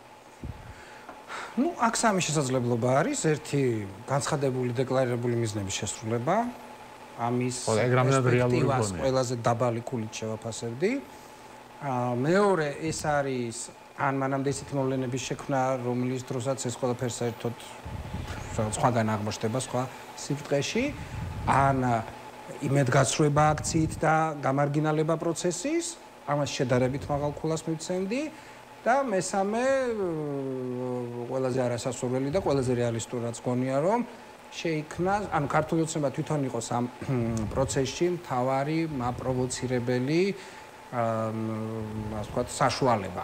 თვითონ მოახდინოს ისეთი ტიპის პროვოცირება სიტუაციები შეიძლება შეგზავნილების და ამ შემდეგ 1000 ინსტრუმენტი არსებობს ამისთვის, რომლის დროსაც პროცესი გადავიდეს შეიძლება ეს საკმაოდ ესეთ დაძაბულ, გარკვეულ ეპიზოდურად ანარქიულ ნაწილში და ქართულმა ოცნებამ ასე ვთქვათ მიიღოთ ბჭყალებში რა თქმა უნდა ლეგიტიმური მიზეზი ამ ყველაფრის წინააღმდეგ წასვლის. ოღონდ ეს არ არის მხოლოდ რაღაცა არსებული სპეცრაზმის დონეზე, იმიტომ რომ ამან ეგრე იმუშავა და არ იმუშავა ჯამში, პოლიციის დონეზე, რომელიც არ მუშაობს, ეგრეთ წოდებული ტიტუშკების დონეზე, რომელიც არ მუშაობს, ამიტომაც აქ ერთადერთი კომპონენტი, რომელიც რჩება გამოსაყენებლად, ეს არის სამხედრო კონტროლის დაწესება, საგანგებო მდგომარეობა, მასობრივი დაჭერები და ესეთ პროსტროდიონოვისეული წესრიგის ბჭყალებში ჩვენ გვახსოვს ეს ცდელობა. აქაც ოღონდ აქაც ამას აქვს ორი ვარიაცია, ერთი რომ ეს მოხერხდება და მეორე რომ ამას არ ვერ მოხერხდება, ანუ ეს კიდევ უფრო შეიძლება ვთქვათ როგორც თქვი ნეპალური მოდელი ვერ განხორციელდეს, მაგრამ ამ ხრივ დამორჩილება ვთქვათ საზოგადოების ვერ მოხდეს და როგორც წინახანებში იყო აქციაზე მაინც გაიმართოს არ დაეწეს არ დაემორჩილონ კომენდანტის საათს, რაღაცა ამ საგანგებო მდგომარეობის წესებს და ასე შემდეგ და თუ ეს იქნება ძალიან მასობრივი ამ შემთხვევაში აი ასე მასობრივი დაჭერა ასეულობით ადამიანის უბრალოდ შეუძლია ერთეულები კიდე ხო და ამისი თეორიული შესაძლებლობაც არსებობს იმიტომ რომ აი ის რაც ამ პროცესის სუსტი მხარეა რომ ლიდერები არ არიან ამ ნაწილში ძლიერი მხარე ვლინდება იმიტომ რომ ვიღაცების მოშორებით ცდილობდა ლიდერობას ლევან ხაბეიშვილი და უკვე ასე ვთქვათ ლევანი დაიჭირეს არა მარტო არამედ რაღაცა ისე წერილის და დარეკვის უფლება წერილის გამოგზავნების დარეკვის უფლებას მე მგონია რომ ლევანი კი ერთი მხრივ ცდილობდა აი ასე თუ შეეშინდებოდა ლევან ხაბეიშვილის ხელისუფლებას მე არ მეგონა ერთი მხრივ შეიძლება ცდილობდა ლიდერის თვისებები შეეძინა მაგრამ მეორე მხრივ ის მე მგონი უფრო ცდილობდა მედიაციას რომ თვით ორგანიზებულ თვითმართვადი мотивация შექმნა, იმიტომ რომ მაინც ალბათ აცნობიერებს, რომ ლევანი საუკეთესო შემთხვევაში და მათ შორის პაატა ბურჭულაძე საუკეთესო შემთხვევაში არ ფლობენ იმ რესურსებს, რომელიც შეიძლება ზოგად ლიდერულ შესაძლებლობად განვიხილოთ და ამას გააყვეს რაღაც აი ეტყვის მიშა ზურა და ნინო რეუბნებოდნენ, რომ აი ახლა გადავინაცვლოთ აქ, ეს რესურსები მათ არც ბექგრაუნდი, არც რეპუტაცია, არც შინაარსი ასეთი არ გააჩნიათ, ამიტომ ლევანი ამ შემთხვევაში იყო კარგი არხი იმენერგიის, რომელიც არსებობდა, ანუ მედიუმი გახდა საზოგადოებაში არსებული განწყობების ერთგვარი ტალღა დაიჭირა, რომელიც სხვა ვერავინ ვერ შეძლო, ეს უნდა დავაფასოთ ჩემი აზრით და მოახერხა ამ ტალღის მიმართვა. ეხლა რამდენად სწორი მიმართვა იყო, როგორ დამთავრდება ეს ყველაფერი, ამაზე კიდევ ცალკე. ყველაზე ლოგიკური იყო. ყოველ შემთხვევაში, ანუ პროცესები ისე წავიდა, ანუ კრიზისს ქმნიდა და ლევანის შემთხვევაში შეიძლება შეუძლებელი, აბსურდული, არა საკმარისი, მაგრამ ყველაზე ლოგიკური ფორმა შესწინა. ამაზე მეტი ლოგიკური ფორმა არ არსებობს, იმიტომ რომ თუ კი პროტესტს ზეწოლის რესურსი არა, პროტესტი გამოიყენება საშუალო დემოკრატიის პირობებში, როდესაც აი გამოვა 100,000 ადამიანი და ხელისუფლება რაღაცაზე უკან დაიხევს. ანუ საშუალო ნომინალური დემოკრატია უნდა არსებობდეს. ბოიკოტი, სტატიკური ბოიკოტს რესურსი არ გააჩნია. არჩევნებს რესურსი არ გააჩნია და ნუ თავისთავად რჩება მსგავსი მძლავრი მოქმედებების თეორიული შრე და ყველაზე ლოგიკური ეს არის. შეიძლება ლევანი არ ყოფნის, არასწორი დროა, საზოგადოების სიმწიფე ჯერ ამ კუთხით არ არის საკმარისი, მაგრამ ყველაზე ლოგიკური ეგ არის. თუ ამ ყველაფერს ცნობ, თუ არა და მაშინ ამ შემთხვევაში უნდა იყოს სრული პარიტეტული დემოკრატია თვითონ ოპოზიციაში და თქვან აქეთა ნაწილი არჩევნებში, აქეთა ნაწილი ბოიკოტში, აქეთა ნაწილი იმაში, აქეთა ნაწილი ამაში, რაც შეუძლებელია. გასაგებია, ნახოთ როგორ განვითარდება მოვლენები. დღეს კიდევ ვიმეორებ საინტერესო ველოდებით განვითარება შევახსენებ მაყურებლებს, რომ პროკურატურა ამბობს, რომ 700 მილიონი დოლარის დაახლოებით უკანონო ტრანზაქციები გამოავლინა და ტელეკომპანია იმედი, ხელისუფლების სახელმწიფო მედია, თავიანთ რაღაც ექსპერტებზე დაყნობით მიანიშნებს ყოფილებზე, გაგდებულებზე ხელისუფლებიდან. ანუ ღარიბაშვილისკენ, გილაურისკენ და ასე ვთქვათ ლილუაშვილისკენ. ანუ მე უბრალოდ მასშტაბი რომ გავიაზროთ, მილიარდ ნახევარ ლარზე არის საუბარი. კულტურის სამინისტროს ბიუჯეტი მთლიანად არის 300 მილიონ ლარამდე. ანუ რამხელა მასშტაბის თანხებზე არის საუბარი. თან კიდე მეორე პრობლემა, საუბარი არის ძალიან პრობლემურ პერიოდზე. 22-24 ეს არის რუსეთის უკრაინაში შეჭრის პერიოდი. თუ ქვეყანაში შევიდა ამხელა თანხა, ძალიან დიდი ალბათობით ეს თანხა შემოვიდა რუსეთიდან. ანუ ჩვენ არა მარტო ფულის გათეთრებასთან გვაქვს საქმე, არამედ ჩვენი და არა მარტო ჩვენი მტერი ქვეყნიდან შემოსული ფული რომელიც პირდაპირ არის სასანქციო რეჟიმის დარღვევა სხვათა შორის და ვიღაცამ არა მარტო ხელი მოითბო, არამედ რუსეთს დაეხმარა, რომ ის შოკი, რომელიც უნდა ყოფილიყო დასავლური სანქციების შედეგად, მომხდარიყო ამ შოკის შემცირება რუსეთისთვის. ეხლა ამას ეს გახსდა იმან ქართული ოსეთის პროკურატურა. ხო, ანუ ხო არა, მე შეიძლება ვერ გახსნას, რა თქმა უნდა, და ამას არ იტყვიან, მაგრამ ჩვენ ხო შეგვიძლია ლოგიკური ჯაჭვის გაკეთება. ანუ საუბარი არის 22-24 წელზე, 22-24 წელი არის რუსეთის შეჭრა უკრაინაში და მე ვერ დავიჯერებ, რომ ამ პერიოდში საქართველოში ერიტრეიდან ან ფიჯიდან ან არ ვიცი, ჰავაიდან შემოვიდა 700 მილიონი. შენ გჯერა ამისი? ხო, რა ვიცი. უკვე ყველაფერს მჯერა, ისე ვითარდება მოვლენები, სადაც ეხა ღარიბაშვილს გაგდებულს ეძახიან და მას რა ქვია, გომელა. ნუ ჯერ არ დავსახელებიათ ეგ ეგრე. ნუ ეხა გაგდებულები მაგას ეძახიან, მაგას. ხო, შეიძლება მაგას არ გულისხმობენ ნებისმიერ ჯერ დაასახელონ, კარგი იქნება და. კარგით, არჩილ გამზარდია და გიორგი მელაშვილი იყო ჩვენი სტუმრები, ასეთი იყო დღევანდელი გადაცემა პოლიტიკური სივრცე, მე ხვალამდე გევშვიდობთ, ხვალ 7-ის ნახევარზე გადაცემაში რეზიუმე შევხვდებით ერთმანეთს.